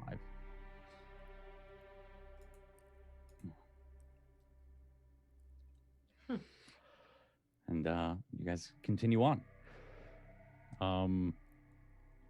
I'd say after about 6 to 7 more hours of travel, we'll speed it up. We'll go through it. You pass through many different. It almost feels like biomes. You're leaving kind of the portion of the city in the northern district where, as you pass under the keep, you mingle with these small bits of like closed off areas where the keep specifically does a lot of their food and water services. It's pretty common knowledge that there is a section under the keep that they've actually reinforced. And like as you start to pass through, you can see bits of this like very solid and sturdy looking cobblestone kind of jutting out like a corner from a wall until it disappears down through a small cave. Skirting around that, you start to go to more natural parts. There's parts where you dip off from the sewers and you take a quick exit down onto one of those cliffs again, kind of similar, except over a much smaller chasm where it's about a 30-40 foot drop. There's ones where you go down in elevation even further, and you start to walk along the floor of one of these chasms, all the while accompanied by your strange companions and the torchlight. There's a couple of run-ins, brief moments with said goblin patrol, but you guys make it by quickly enough with the help of your companions here. There's a moment where as you're passing through this kind of mystical and awe-inspiring cavern of nothing but like fluorescent blue mushrooms, you start to hear the trickle of a stream. And Rosa she gets a little more excited. There's a moment she lets slip, probably on the way, that she's been up for 42 hours straight. And she kind of starts to feel a little woozy. You guys all have 1 point of exhaustion, just as a heads up. But she kind of gets a spring back in her step, and she's, oh, okay, the swamp, we're here. I'd say at this point, you guys are all beaten and fucking battered. You look like you've been awake for a very long time, little girl. Yeah. She's like, yeah, I did just say it was we're coming on hour 43. I don't suppose you want me to carry you the rest of the way. No, I'm fine. I just need a drink and I need a nap. I can stay awake for longer than that. Oh, A day. There was a moment I thought I was out. Longest I've done is 41, so that's a new record. But I don't sleep much anymore in my old age, I must say. She looks. You passed out like 10 times in the past 3 hours. I'm sorry, what? Okay. And if you guys want a description of the cavern that you're currently standing in, it's roughly, I'd say, about more vertical than it is horizontal in nature. It seems to go up for about 40 feet. And there are these small flying creatures that are also kind of like bioluminescent. They seem to glow with this like bright blue, the same as these fluorescent blue mushrooms. They seem to like flit across and seem to be eating these glowing green insects that are skirting and trying to avoid them. In the middle of this room, there's a small, just a very small pond. You can see a couple of like blind fish swimming around in that trickles down into a stream that leads down into a wide set cavern down this kind of rocky slope, but you can see faint lights coming from it, and there seems to be little vegetation that's starting to grow from this small little wellspring here. Small, also bioluminescent vegetation has started to grow and adapt to this environment down here, and you can follow this like pattern work of ivy and moss that glows this strange like purple hue as you all pass down this slope, and you're immediately met with, I'd say, a strange smell, like a brooding swamp, and you're met with kind of an odd looking sight as you've just come from a cavern and passing through these old ruins. This kind of feels like this belongs out in a forest somewhere. There's small bridges that snake across a marshy pond, and there's small they kind of look like a different species of oak tree. As again, keeping the glowing nature, its leaves seem to be dripping and excreting this strange purple fluid that continuously just drops and speckles off the leaves, and you can see it like it almost, as it hits the water, it kind of just falls off, and the hue is lost. There's small buildings and ramshacked sheds that have been built out of, assuming, old parts of the old city of Yorendir, and you can see small activity from what would otherwise be almost a small colony of people that live down here. And Rosa kind of stops. She's, oh, okay, we're home. Yeah, what's up? I'm asking you out of character. Yeah. You've told us before that there's sewers, there's Ilios sewers, and then potentially there's Ilios sewers, then the other city, and then Underdark. Older city, yeah. Or then it's Underdark, Ilios, and then the sewers kind of they're on both levels, right? Yeah. And Yorendir is also kind of on both levels. Yorendir is the old city that was collapsed in on on the War of 1,000 Years. And that's common knowledge, right? Like everyone knows. That's common. That. Yeah, everybody knows that. So everyone's well aware of Yorendir. There's often like artifact and relic hunting that goes on down here. How far below is it? And how you guys, far below I'd say you guys are, if you want an estimate of how far you are below, passing through Yorendir. Yorendir is about 200 feet below Ilios. And you guys did go down a little bit, so maybe 250 to 300 feet. That's where we are. Yeah. So we're probably in the old city now, as opposed to the sewer system. Yeah, it's like a mix. You guys have kind of come from the old city, and you're going back into natural forming caves and such. You've left behind the sewers at some point, but they're like you can remember they're like an hour walk. I just was curious as to whether it was like one of those things it's hard to find, or it's just like I mean, from the way that you came, you kind of had to pass around a small cliff and like skirt along the edge, and then take a small path down and go again under one of these aqueducts. And it was a lot of just like vertical movement throughout the entire thing. It's relatively, you can assume it's relatively hard to find, especially with how open and comfortable everyone looks. How do you spell it? Which one? The old city, yeah. Yorendir.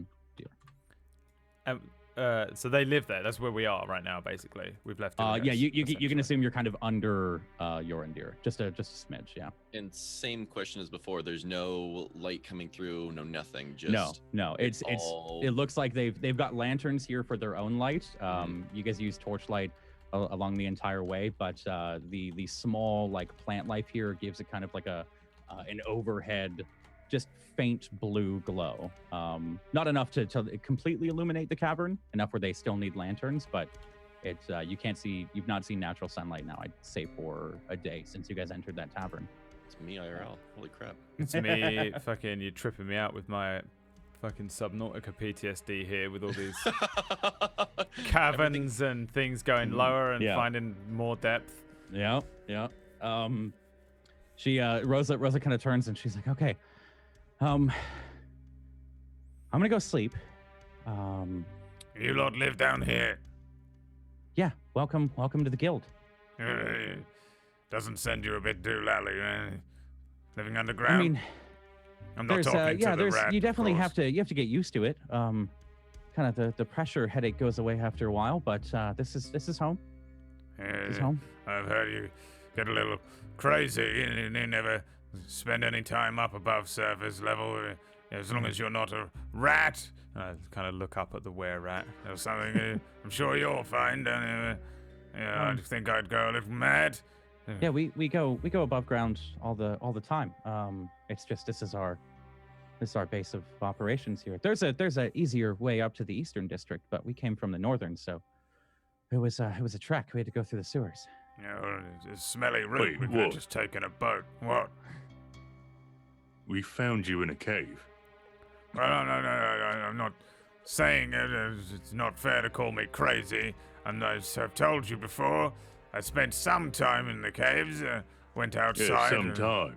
Well, I'm partial to rare fruits, and I have to go search for them, and I'd have to leave for a bowl of fruit for myself every so often. And don't know how long it took. Of course, my visions are potentially the truth. Now, there's a dragon that seems to know my name. You call me crazy, but I just think perhaps I'm old and misunderstood. I don't understand myself sometimes. Where's this bed you promised? She's fucking monster.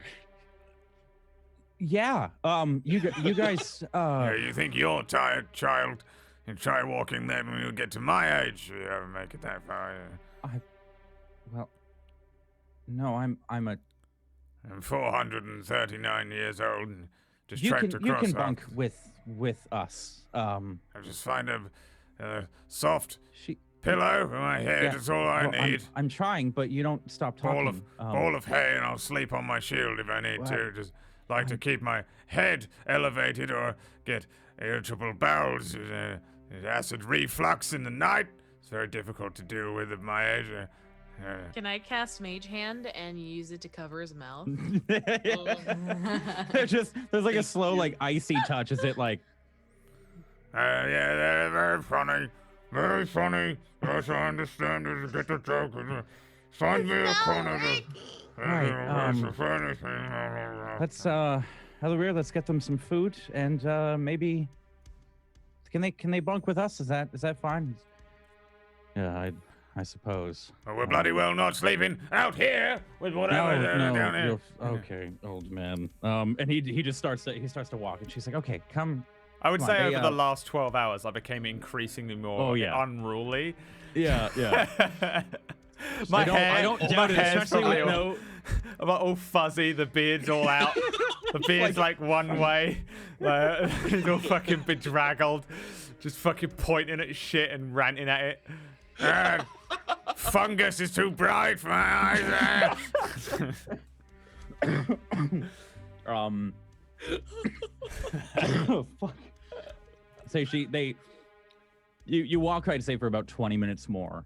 As you start to pass along this kind of rickety bridge as it sags into the water a little bit and continue to take you throughout this cavern. And see it starting to dip off and split into like a couple of different areas. It seems like there's small spiral paths that go into an overhead where it seems like somebody set up a small tent and they're kind of overlooking. This is their little hideout spot.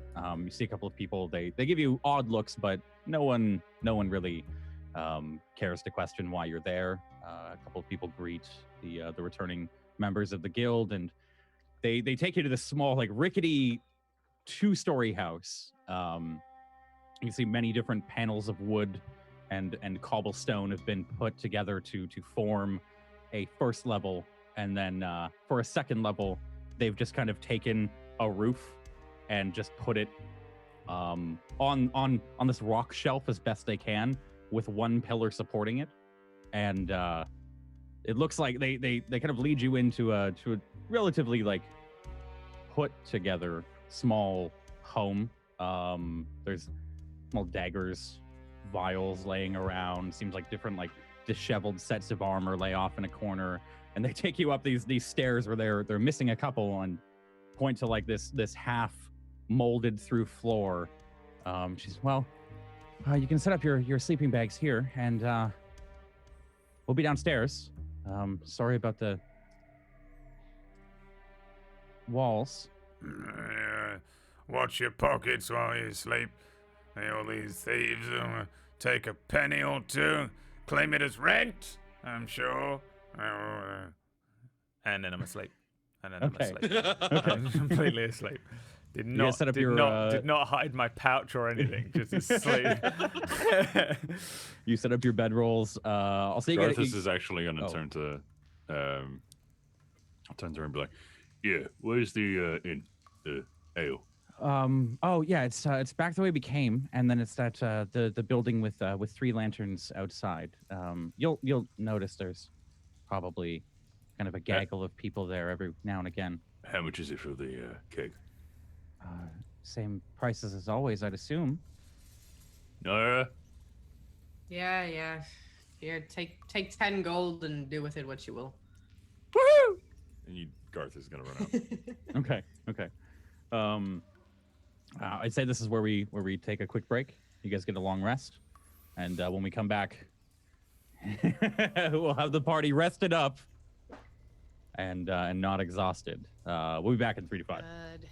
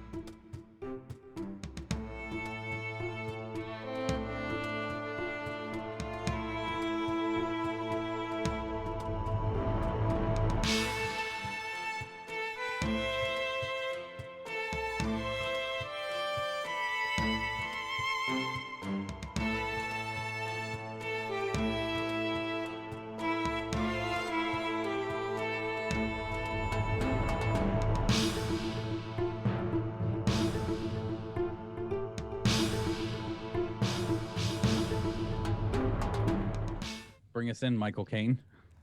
My name is Michael fucking Caine, and you are returning to episode 13 of Thank You for My Coffee, My Wife. She's just brought me a coffee. That sounds like an old British TV show as well. They were always called. They were always called something like "Thank you for my coffee, wife." Thank you very much, wife. Ta-ta. Let's get on with a nice episode of Table Stories, Ilios. To the Everflow.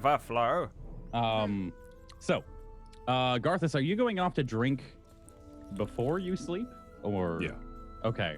So, is anyone joining him? Is that a question? Hell no. Okay. All right. My ass is fucking passed. Rosa probably sees you. She's like, are you going to Igor's? Yeah. Oh wait, just come in. We should try and figure out, who the wench is, where the wench is, what the wench does, what she looks like. No. Yeah. All right. I could use a drink. So, all right. You two head off to get a drink. The rest of you, the four of you, you guys fall into a peaceful slumber. I'm literally like a dog at the end of the bed, just kind of rolled up into a ball. I'm Bigglesby ball, and I'm done. Okay. The Bigglesby ball. Anybody else doing anything before ball, bed? if you will. You could call it a Biggles ball. The Biggles ball. The Biggles ball. You guys doing anything? Anybody else doing anything before? Snoring a lot. Snoring. Okay. I'm gonna be rolling the dragon bone knuckles, just like on the floor, like absent-mindedly. Okay. Garthus. The dragon knuckles ask you if you know the way. Sorry. Disadvantaged the entire campaign, just like you said to me. Very fair. Paintball just shot at you out of nowhere. You two head off towards the bar. On the way, she's explaining. She's like, yeah, and this over here, that's old Gray Eye. He's our potion master. He's teaching me everything about that. And then over here, that's where we don't really go in there, but that's where the chief goes. That's her place. And up there, that's one of our lookouts. Rom. He kind of goes out on our scouting missions. And right here is where we buy armor, usually from one of the merchants. He goes up to the southern district, and then he comes back down and he kind of brings us stuff. And he's kind of our I don't suppose you have your own blacksmith here, do you? Well, we have somebody that does blacksmithing, but they're not always here. Yeah. The same with we have a leather worker, but he's usually out on a job. So he's really, really gifted. So like if you take him things and he has the time, he may. I wonder what you could do with the skull of a dragon. Probably a lot. I mean, I got a. She kind of flaunts the cloak that she has. She's we all got these cloaks from Displacer Beast that we fought. He made them for us, but we had to pay him pretty much all of our job. Just one job is pretty much how it costs. So Maybe it's worth it. Well, yeah, I mean 3,000 gold per cloak. Yeah. Wait, how much do you get from one job? 15,000.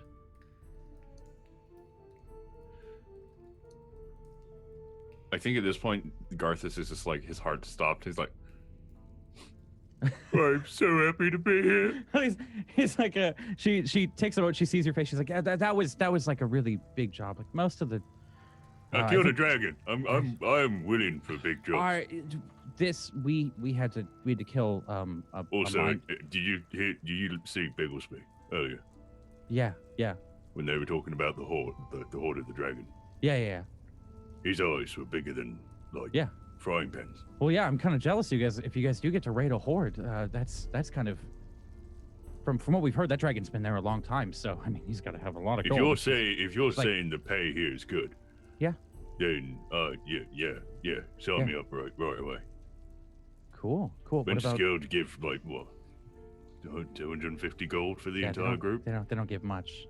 And she's like, oh, here we are. You guys kind of come to a small. It's kind of like it's about the size of like a bungalow. All intents and purposes, it is a 1-floor building. And you walk into a somewhat lively bar. It's about I'd say at this point it's like 1 a.m. the next night.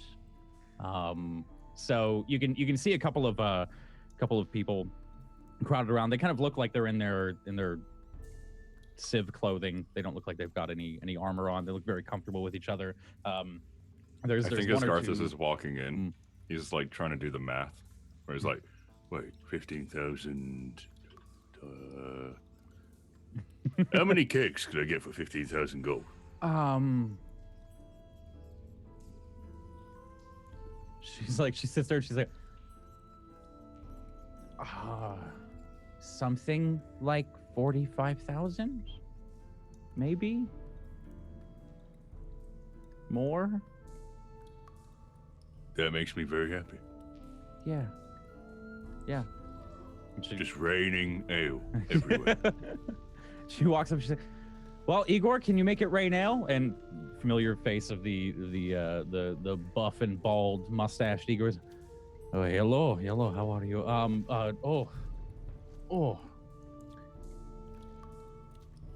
Looks at you, Garth. "Hello, my friend. It has been several hours." Yes. Hello. What can I get you, my friend? How are you? What have you been doing?" "Well, walking through the sewers." "How the hell did you get down here before we got here?" He looks at you. My friend. Trade secret. All right, I have to ask. How many brothers do you have? None. Wait, none? What, any sisters or? Yes, Igor has he has one sister, but he does not know her. Wait, how do you know you have one? What did I know of her? Right. Right. He's like, "Dude, would you like a drink? Ale. Anything? Yes. Keg. Okay. Keg, more cake. Just and Rosa, I'll take a keg. Yeah, I could do. I'll take a. Give me a keg. Yeah. Igor, can I have a drink too? Are you there suddenly? Oh God! Yes, let her be the teleporting. Yes, let her be there. Okay. What? You saw this halfling go to bed, She rallies. and now suddenly she's rallied. And he's, "Oh, hello, my small friend. How are you, Ethel? Ethel, how do you do?" Oh, my Igor senses were tingling, and I had to come and say hello. Of course. Hello, it is good to see you. Oh man, you have no idea. Are you well? Should you not be sleeping? You look like shit. I know. But, we don't get to see you that often. I feel like I never see you. Of course. How have you been? I have been very good since the last day that you saw me. Oh, that's nice. How's the waifu? The wife. She is good. She is unhappy with Igor's profession, but a man has to do what a man has to do. Am I right?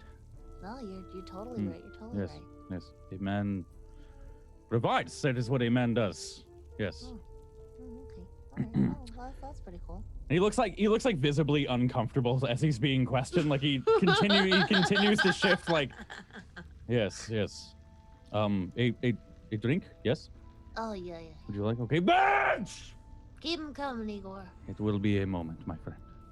Garthus kind of leans to Rosa, like, "Right, keep your eye out for every inch." Yeah. Roll me a perception check.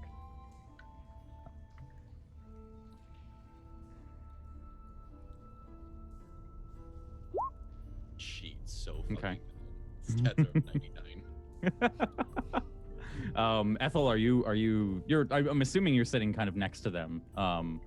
Are you listening as well, or like are you? I snuck in. I'm actually I'm like a few seats over. Okay. So while you and Rosa are having this drink, you see Ethel down the bar, just kind of like longingly staring at Igor as he goes to work. There's a moment where he like leans under the counter, and you can see him like heaving something. You can just see like his arms go taut as he lifts something, and then it's just a large pan that he starts to scrub. And I'd say roll me a con check real quick. Or no, sorry, roll me a yeah, give me a con save. Okay.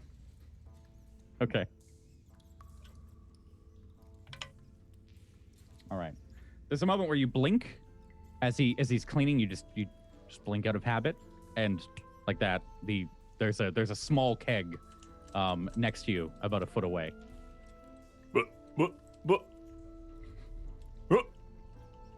Wait, you see anything? What do you? Oh. No. Did you? No, my eye slipped, and it closed. What? And it was there. I looked at the pan for a second, then... What the fuck? Igor? Yes, my friend. What can I get you? Your largest keg. The biggest. The biggest. That will be 5 gold. Yeah. All Biggest. right. We will have to, you'll have to drink it out back. Is that okay? Yeah, sure. Yes, okay. All right, yes, go. I will get it. And Rosa's like out back? Yes. Okay, Garthus, you want to go? Yeah, I'm already gone. Okay, she grabs her keg that she's gotten. You guys, you quickly exit. Ethel, oh wait, I rush back in and grab my one. Okay, well. You see them leave, and then Garthus quickly like bounds through and grabs the keg, and then takes it off the counter with the kind of a screech as it slides across. There's a moment where it like your arms dip, and then you carry it out. As you in that moment that you go back in, Rosa walks around the corner, and as you come out, she's like, Garthus. Yeah. What the fuck? You come around the corner. There's a keg, roughly 10 feet tall and 5 feet wide, that kind of towers over you, with a spigot kind of already tapped, and she's just like looking up like, That's a lot of ale. Garthus, how did he even get it here? Did he just have it? Like, I've never seen this. I come back here to, well. Oh, we should have had one person out here, and then yeah, we messed that up. We're gonna have to try again tomorrow. Well, what are we gonna do with the? She like just points at the towering keg of ale. Well, what do you do with ale? Are you thinking what I'm thinking? What are you thinking? Because I don't know if I'm thinking the same thing. She just like goes down to the spigot and opens her mouth and just pushes as ale just falls into her throat. You see her like she gets a couple of gulps in before it starts to like come back up, and she's oh man, that really is. I closed the tap, so it's not going on the floor. Oh, you gotta try that. That's really good. What, just lay underneath? Well, yeah, why not? How else are we gonna drink it? Don't suppose I could lift it up, do you? No. I bet you can't. I'm trying to think of the math behind this. Like, does Garthus do math? What would Garthus do? Yeah, height, width, weight of the volume, bubbles, and I think you could do it. In your head, going, "What the fuck are you trying to do?" I mean, I was like, I'm skeptical, but right, I don't know. I just looked at your biceps again. It'll be fine. Yeah. I'm not there. I just got it. Just another voice. Your mic's really low, by the way, Justin. Mine? Yeah, it's like. I didn't touch it the entire time. Oh, maybe it's just because you're far away. Don't tell him. Don't tell him. Never tell him. She looks at your arm. She's like, I've looked at your biceps again, and I think you could do it. You kind of like catch her. She's just staring now at your arms again, like. Yeah, eyes up here. Sorry, they're I just ship bigger. this so hard. They're bigger than me. Yeah. Well. Like you could throw me. Okay, pick this up and take this back to the place. Let's go.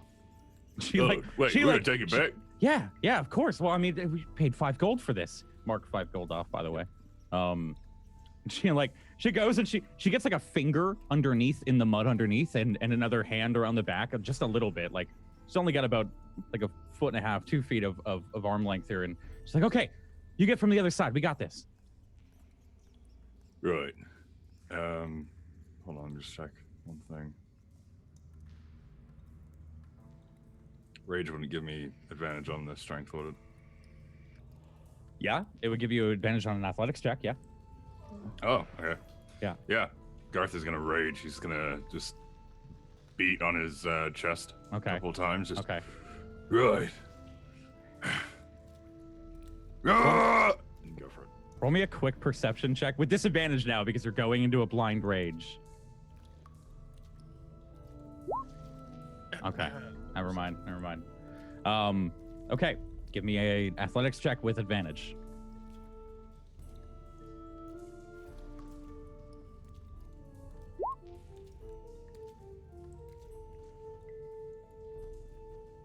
Wow.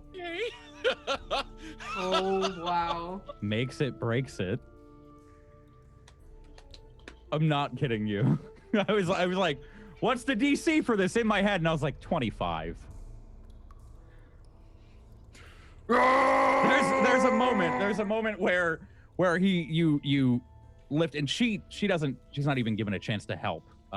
Whether or not you can carry it is a different story, but you lift and you continue to lift, and you can feel like the veins and almost every like bit of muscle and sinew in your arms begin to like give, but you kind of push past with that rage and lift, and there's a moment where you're holding it kind of bent backwards with this keg.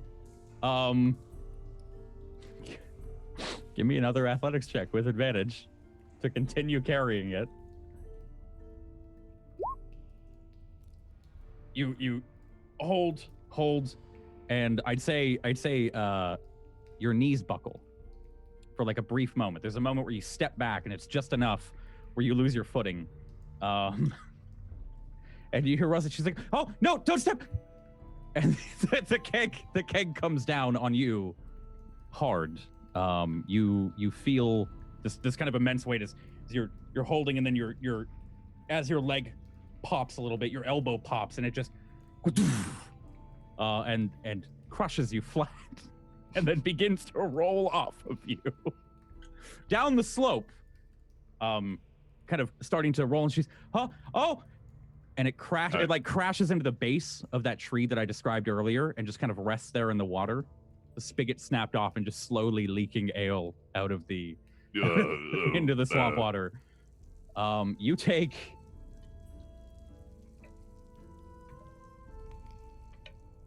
13 points of damage as you're kind of, again, your elbow is kind of wounded a little bit as it's been jammed back into the mud and then striking hard rock, and then the barrel hitting it has just impacted it even more. Garth is gonna get up and then run over to the keg. Yeah. Like try and run over and then just mouth over hole. Rosa does the same. She runs over, and like as you're doing it, as soon as you stop, she like puts her mouth over. She's just back and forth. Yeah. Okay. Don't let it go to waste. I said this goes on for about 2 minutes before your stomach gets too full of liquor or ale to continue. Garth is gonna burp just repeatedly and then go back to drinking more. Okay. What's Ethel doing inside with Igor as your drink appears? Are you trying to strike him up in conversation at all, or? No. I'm just sort of just hanging out and just like being all smitten, just drinking my drink, just kind of letting the night roll away. Okay. Are you choosing to sleep after this? Yes. Okay. Garthus, are you choosing to sleep after your drunken escapades? Yeah, I'm gonna take Rosa back. Yeah, like just carrying the kegs that we had before. Yeah, she's probably like all over the place at this point. She's probably lost her keg at this point. Like there's a moment. It's one of those like she gets right up to the door and steps, and the step finally breaks, and it just falls and crashes. She's like, oh. Yes, bye. I'll repair it. Look. Listen, it's fine. It's fine. One time, remember that jade idol? She's like, the one that gave you a wish? I dropped that too. Oh. Yeah, kind of snapped the head off of it. We never knew if it actually worked or not. But, Wait, what did you wish for? We didn't wish. We took the money. But yeah, I dropped that too. I dropped a lot of, like, as she says that, a vial falls out of her pocket and shatters. She's like, oh, that was a healing potion. I'm gonna go to bed, Garthus. I'll see you in the, and then like slumps against a wall and just, and then falls on the floor, passed out. They're about like a foot away from what you would gather is her bed. So you kind of stumble up. The blanket. Yeah. I'll just pull off the bed and just lay on top of it. Yeah. Okay. Good. There's like a snort or like a snore from her as she changes positions and like rolls under the bed a little bit, and then you continue on up, stepping kind of gingerly over the form of Biggles Ball. Ethel at some point in the night trips over you, Bigglesby, as she stumbles back. And I'd say you guys wake up in the morning, feeling rested, with your exhaustion points gone, hit points back to full, hit die restored halfway, all your spells returned. Yeah. I'd say when you wake up in the morning, it feels like one of those post-workout days. You know, like it is. Almost every inch of you would feel sore, kind of be a little bit of trouble to stand up. And you can see the others as well as you come down in the morning. It looks like Fendrel's got like a small cast iron that he's cooking eggs with, and looks like he's just taking them, putting them on a plate, and Rose is taking them over to everybody else at a very small table. They pulled up a barrel with like a couple of stools around it for you all to eat at. There's not enough space for each of you, so you would have to like keep your plate in your hands, kind of. But Rosa, she kind of, good morning.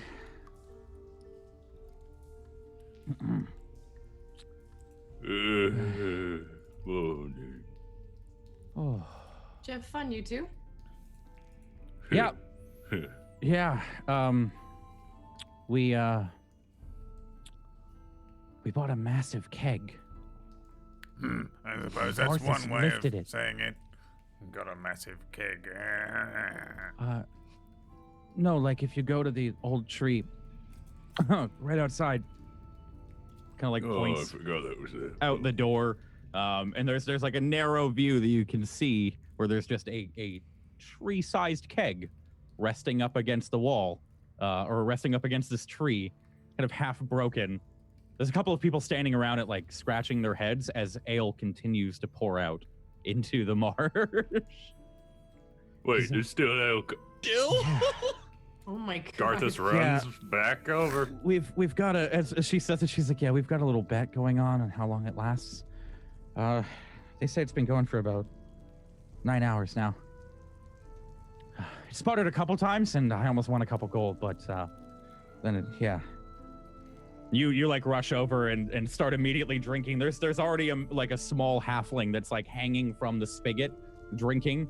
Push him out of the way. Just poof. Yeah, he's hey. I paid for it. She right. Guess it's time for you guys to meet the chief here soon, yeah? Oh. What a night. Looking around the kitchen, is there like any extra food or anything like... He's still low for me. He's still low for you guys? Yeah. Why the fuck am I so... Hold on. You're gained. Something happened. Didn't Online Dungeons and Dragons, everyone. Not touch it. So strange. What do you? Just speak loudly, I guess. I'm speaking loudly, I guess. Oh, there we go. You're fine. Mm. Whatever you did worked. I touched a button. I didn't touch a button.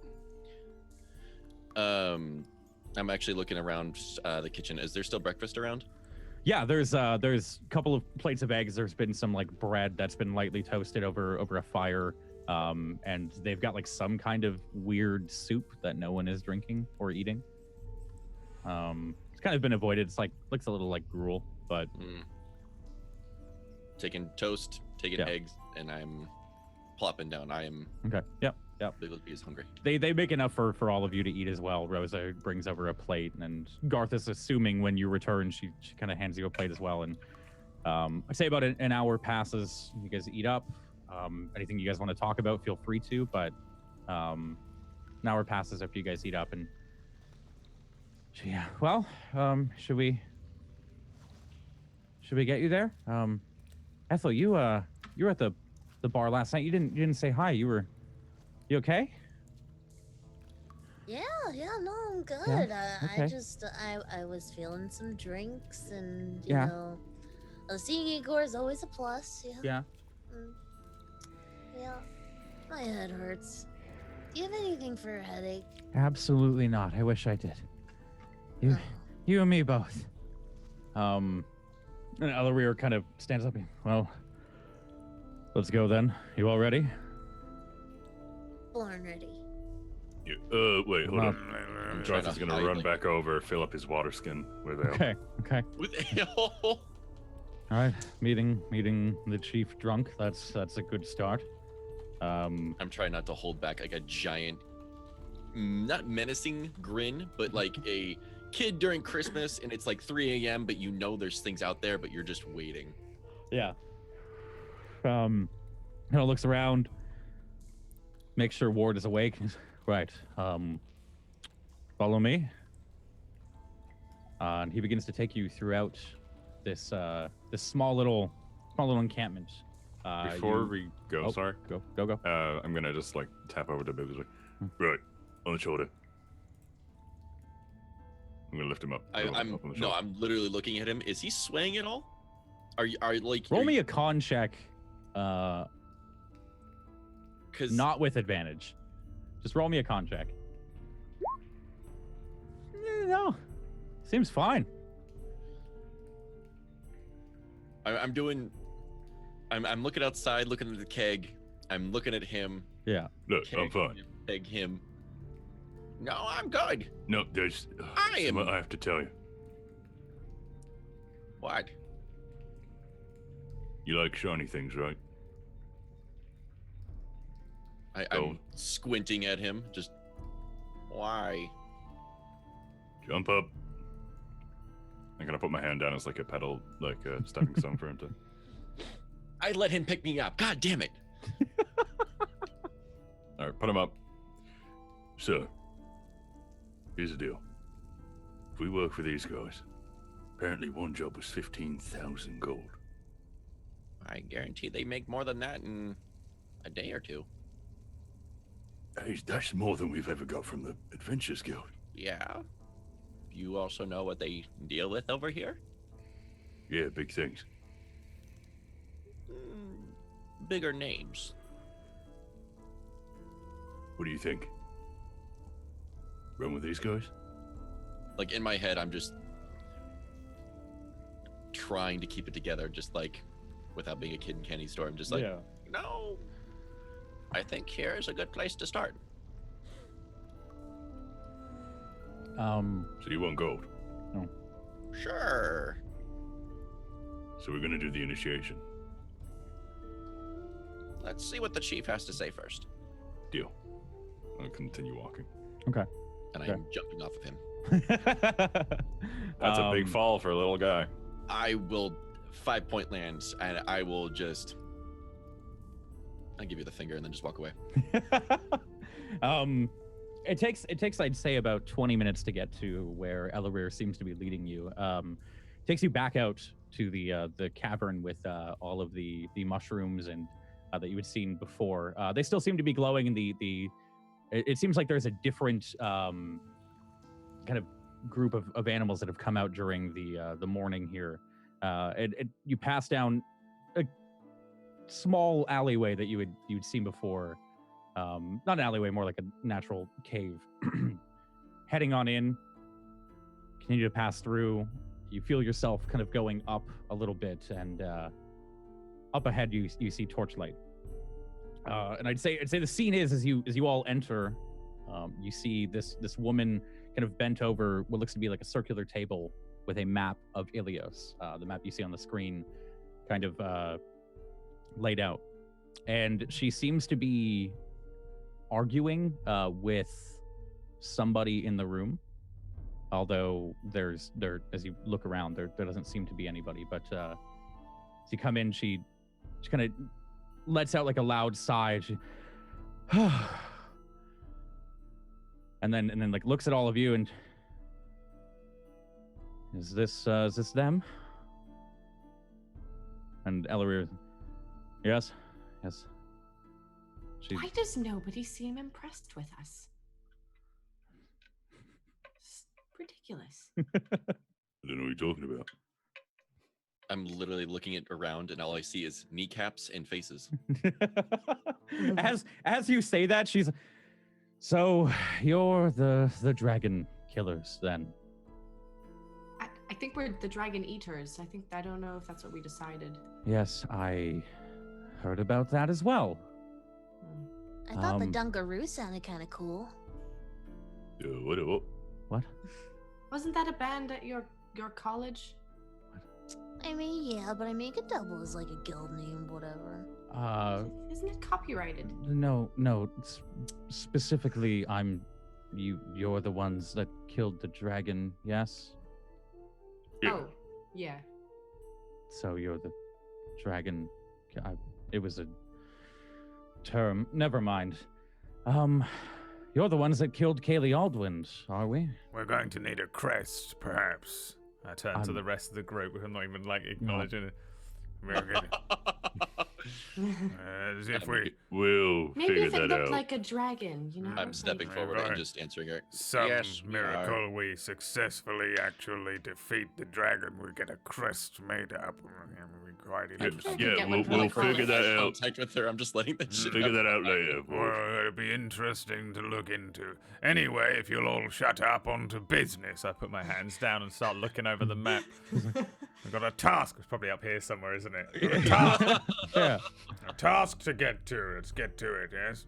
Thank you. No more little dilly-dallying, eh? What's the quest? What's the plan, young one? Right. Thank you. Thank you for the... Well, come on then, spit it out.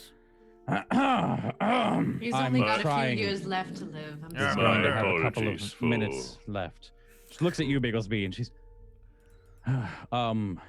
You're the ones that killed Kaylee Aldwind, and you're the ones that need to get her body back.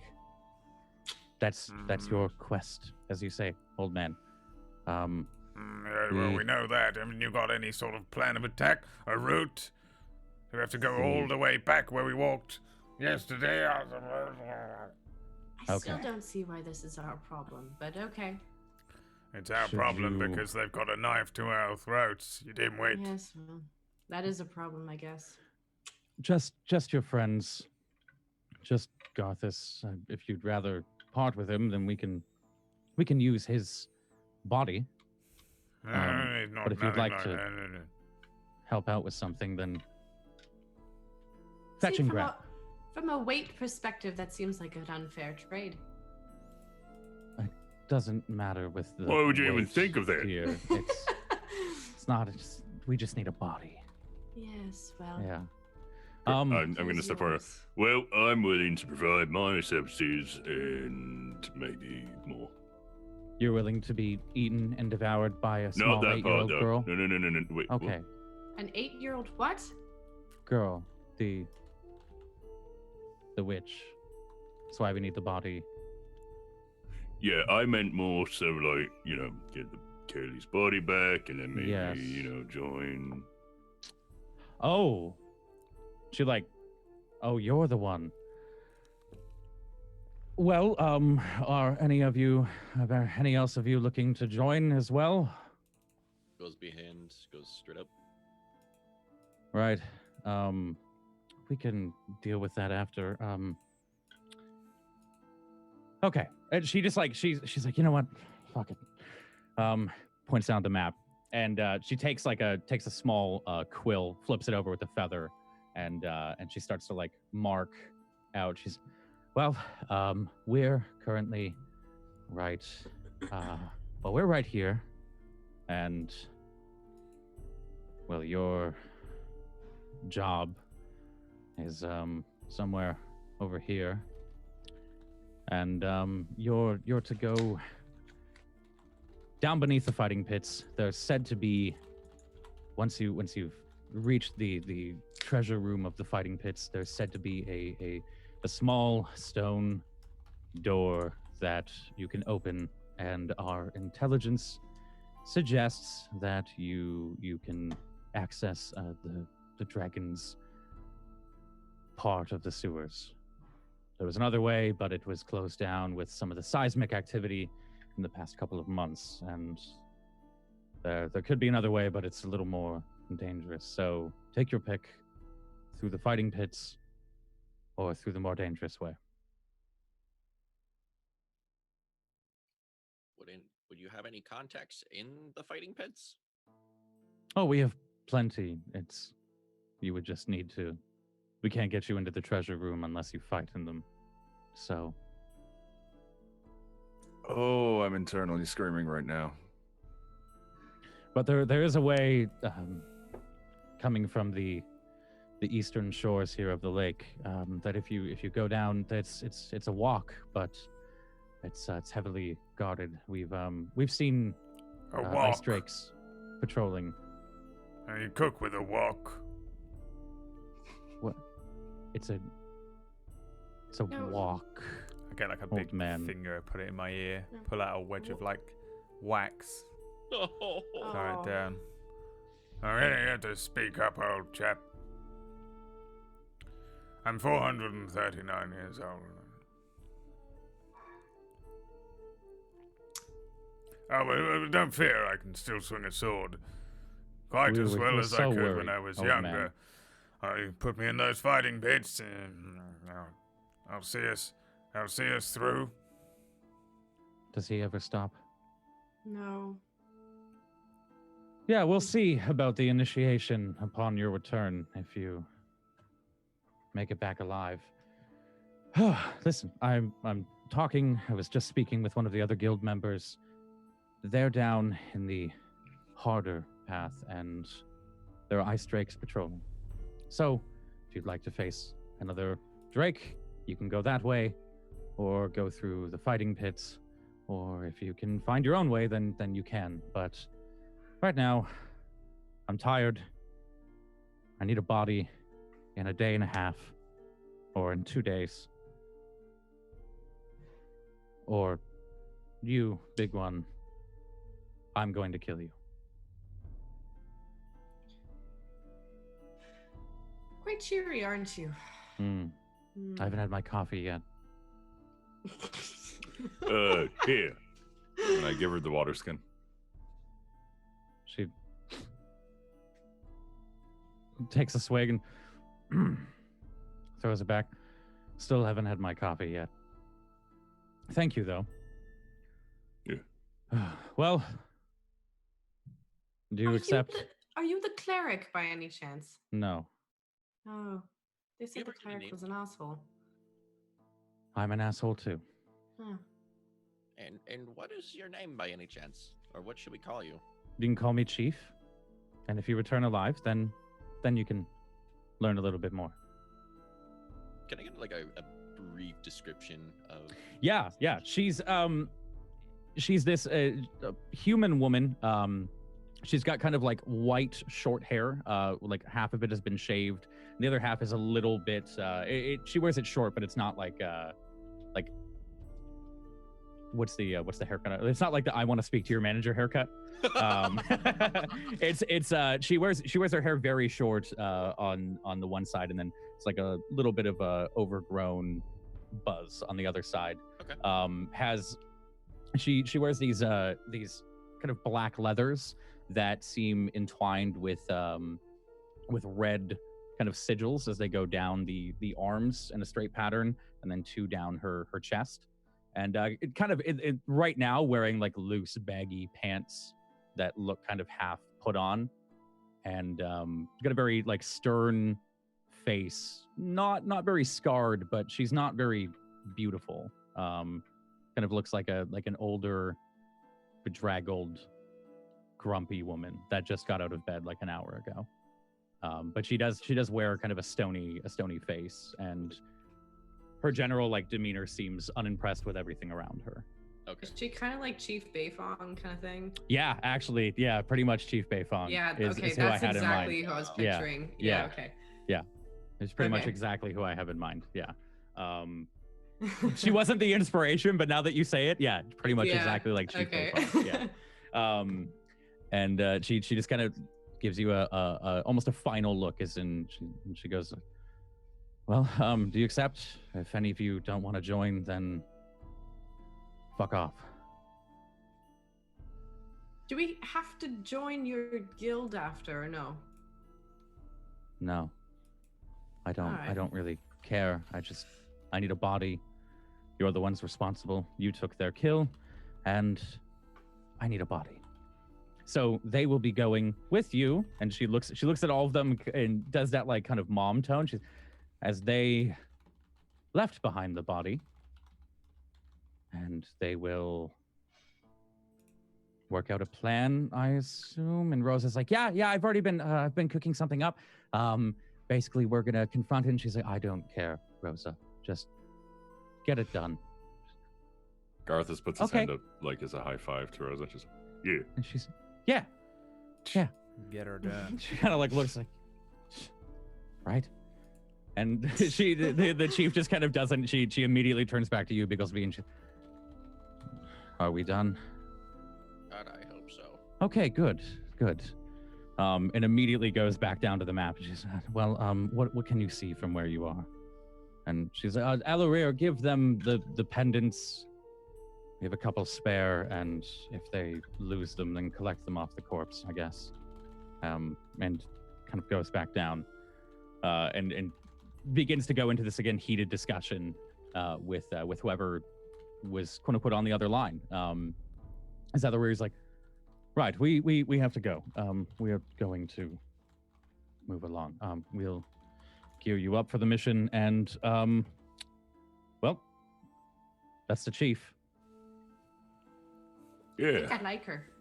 A pleasant experience, yes. Yes. She's she means well. If that makes any, it doesn't. Oh, it makes my heart feel so warm. As Rosa's like, yeah, she's really nice once you get to know her. It's just she kind of doesn't really. She said it was before she had her coffee, but she's still grumpy after she has her coffee. It's kind of just like a general theme. I think she lost a lover in a past like mission, and it's just like forever got her jaded, or like maybe her brother or something. It's just something, something tragic. She's got a tragic backstory. That's why I never took a wife, so that I could forever stay jovial. Bigglesby just loses his shit too. And I feel like that's right where we end the episode. It's like she looks over like. I'm just blinking and confused at Bigglesby. I lose my shit. we end the episode of you guys kind of coming down from this elevated room that they've set up as a war room.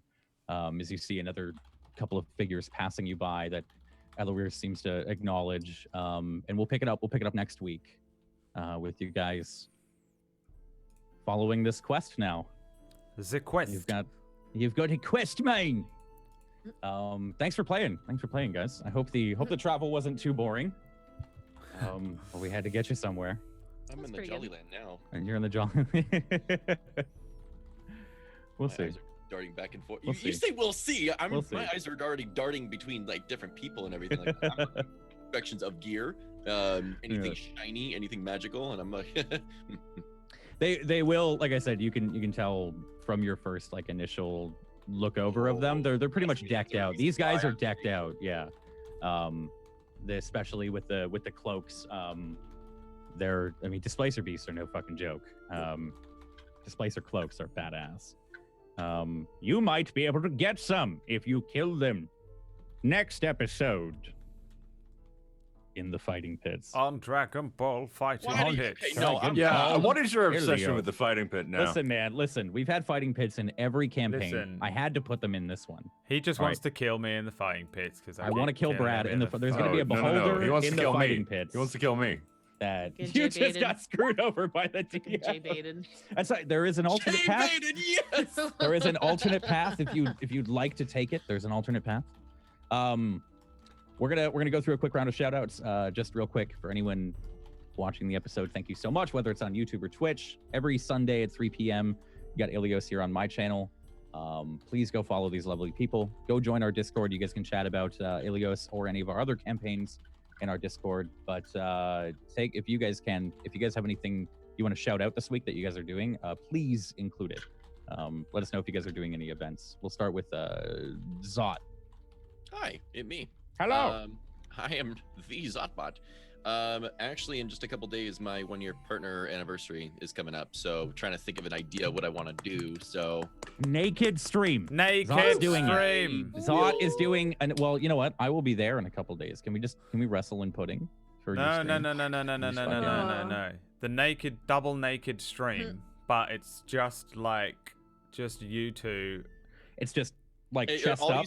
It's chest up. But each of our arms facing each other is constantly just doing this every time there's a sub, so it looks like we're Dutch ruddering each other. But they're actually just playing that game. We're just playing. Yeah, no, we're on a Tamagotchi. Playing, oh God, was it Overcooked or something? I can't remember. Oh my God, Overcooked. One controller. Oh my fucking God. Just make it weird. When's that happening? What day is that? The 7th is my anniversary, but I think I want to do something like on Friday, so we'll figure that out and stuff like that. I'll have details on my Discord and Twitter and everything like that. So follow me on there. All that good stuff. So go follow Zot. I think we have links if the subs in the chat can link as well, or just do the command. Connor, something more than your fucking website. Actually, tell us what you're doing this week. This week, in terms of like what I'm streaming, is we're kind of got a bit of a mashup of games. Oblivion, we're finishing. Monster Hunter World, finally getting to start Subnautica, and a couple of other things as well. Oh my God. But you can also find me Wednesdays, 4 p.m. Eastern. In the Everflow! On Brotatoe's channel, where I do not play as a Goliath, I play as a fellow dwarf. His name is Callias. And things are actually ramping up, I believe, in... Yeah. In Dustvale's getting to its... We're kind of coming up on a climax soon. It's going to be interesting. You are. Go follow Connor, guys. Are there any games you're in right now, or anything you have to announce on that end? Apart from getting drunk on the weekend, no.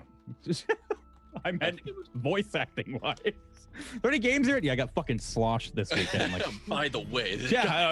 Okay. Yeah, I gotta hit a quota for the amount of whiskey I take. I gotta get the pitch down a few more decibels. So I'm doing this this visual study right now. How much whiskey I can drink before I can become an old man. Brad, are you doing anything this week? Like I said, I have that 10-day. You actually got a vacation. Yeah, dude.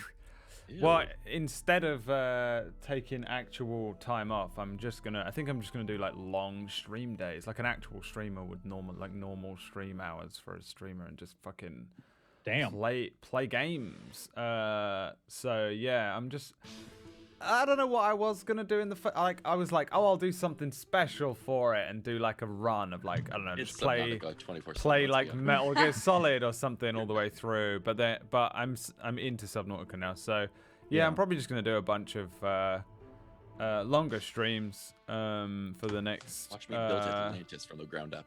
Yeah, for the next like week and a bit. So that's gonna be fun. So I'm actually gonna have a decent Twitch channel. I mean, I have a sort of active Twitch channel, but it's usually me just really tired at the end of the day after I've done everything else, and I'm like, hi guys, how are you? So some energy. Can we get some energy, please, on the Brotatoe channel? Thank you. That's what Emma says to him every night. So can we get some fucking energy going on here? Skinny peanuts. The visual's so bad. Yeah, so that's pretty much what I'm gonna do. Then I've got Dust Veil. So if you wanna come and see some Dust Veil stuff, that's on Wednesday at, oh my god, we changed the time and I can't remember it now. 4 p.m. Eastern Standard Time. 1 PST. 1 An hour later than normal. An hour later than normal. An hour later than normal, whatever. Yeah. Because a certain Tuesday. That's just gonna. No one knows it's Tuesday. Great. They just think you're talking about the fucking day of the week. No, it is the day of the week. A certain Tuesday messed us up. Certain Tuesday. Back then on December 4th, the Tuesday. Sandy, you got anything going on? Not a lot going on this week, but last week I did make a game for the Global Game Jam. So if you want to check that out, I can post that link in the chat. Yeah, go ahead. We made a bonkers ass game. It was incredible. And it was made in 48 hours. So yeah, so I'm probably going to be working on some more games this week and like school stuff, but no, just Saturdays this week. So yeah. Okay. Awesome. Again, guys, links are in the chat, and that's it. That's everyone. Frisk is like, okay, bye. Okay. Bye, everybody. Oh my god. Goodbye. Hi, guys. I'm Frisk McKay. It's hold on, I need an effect. It's nice to meet you. Hold on. You can follow me on Frisk McKay. Twitch.tv/Frisk. I still forget you changed your name. Jay, Go ahead, my Frisk. ass.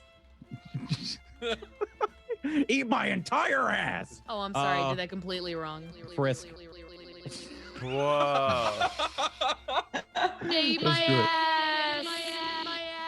Jesus.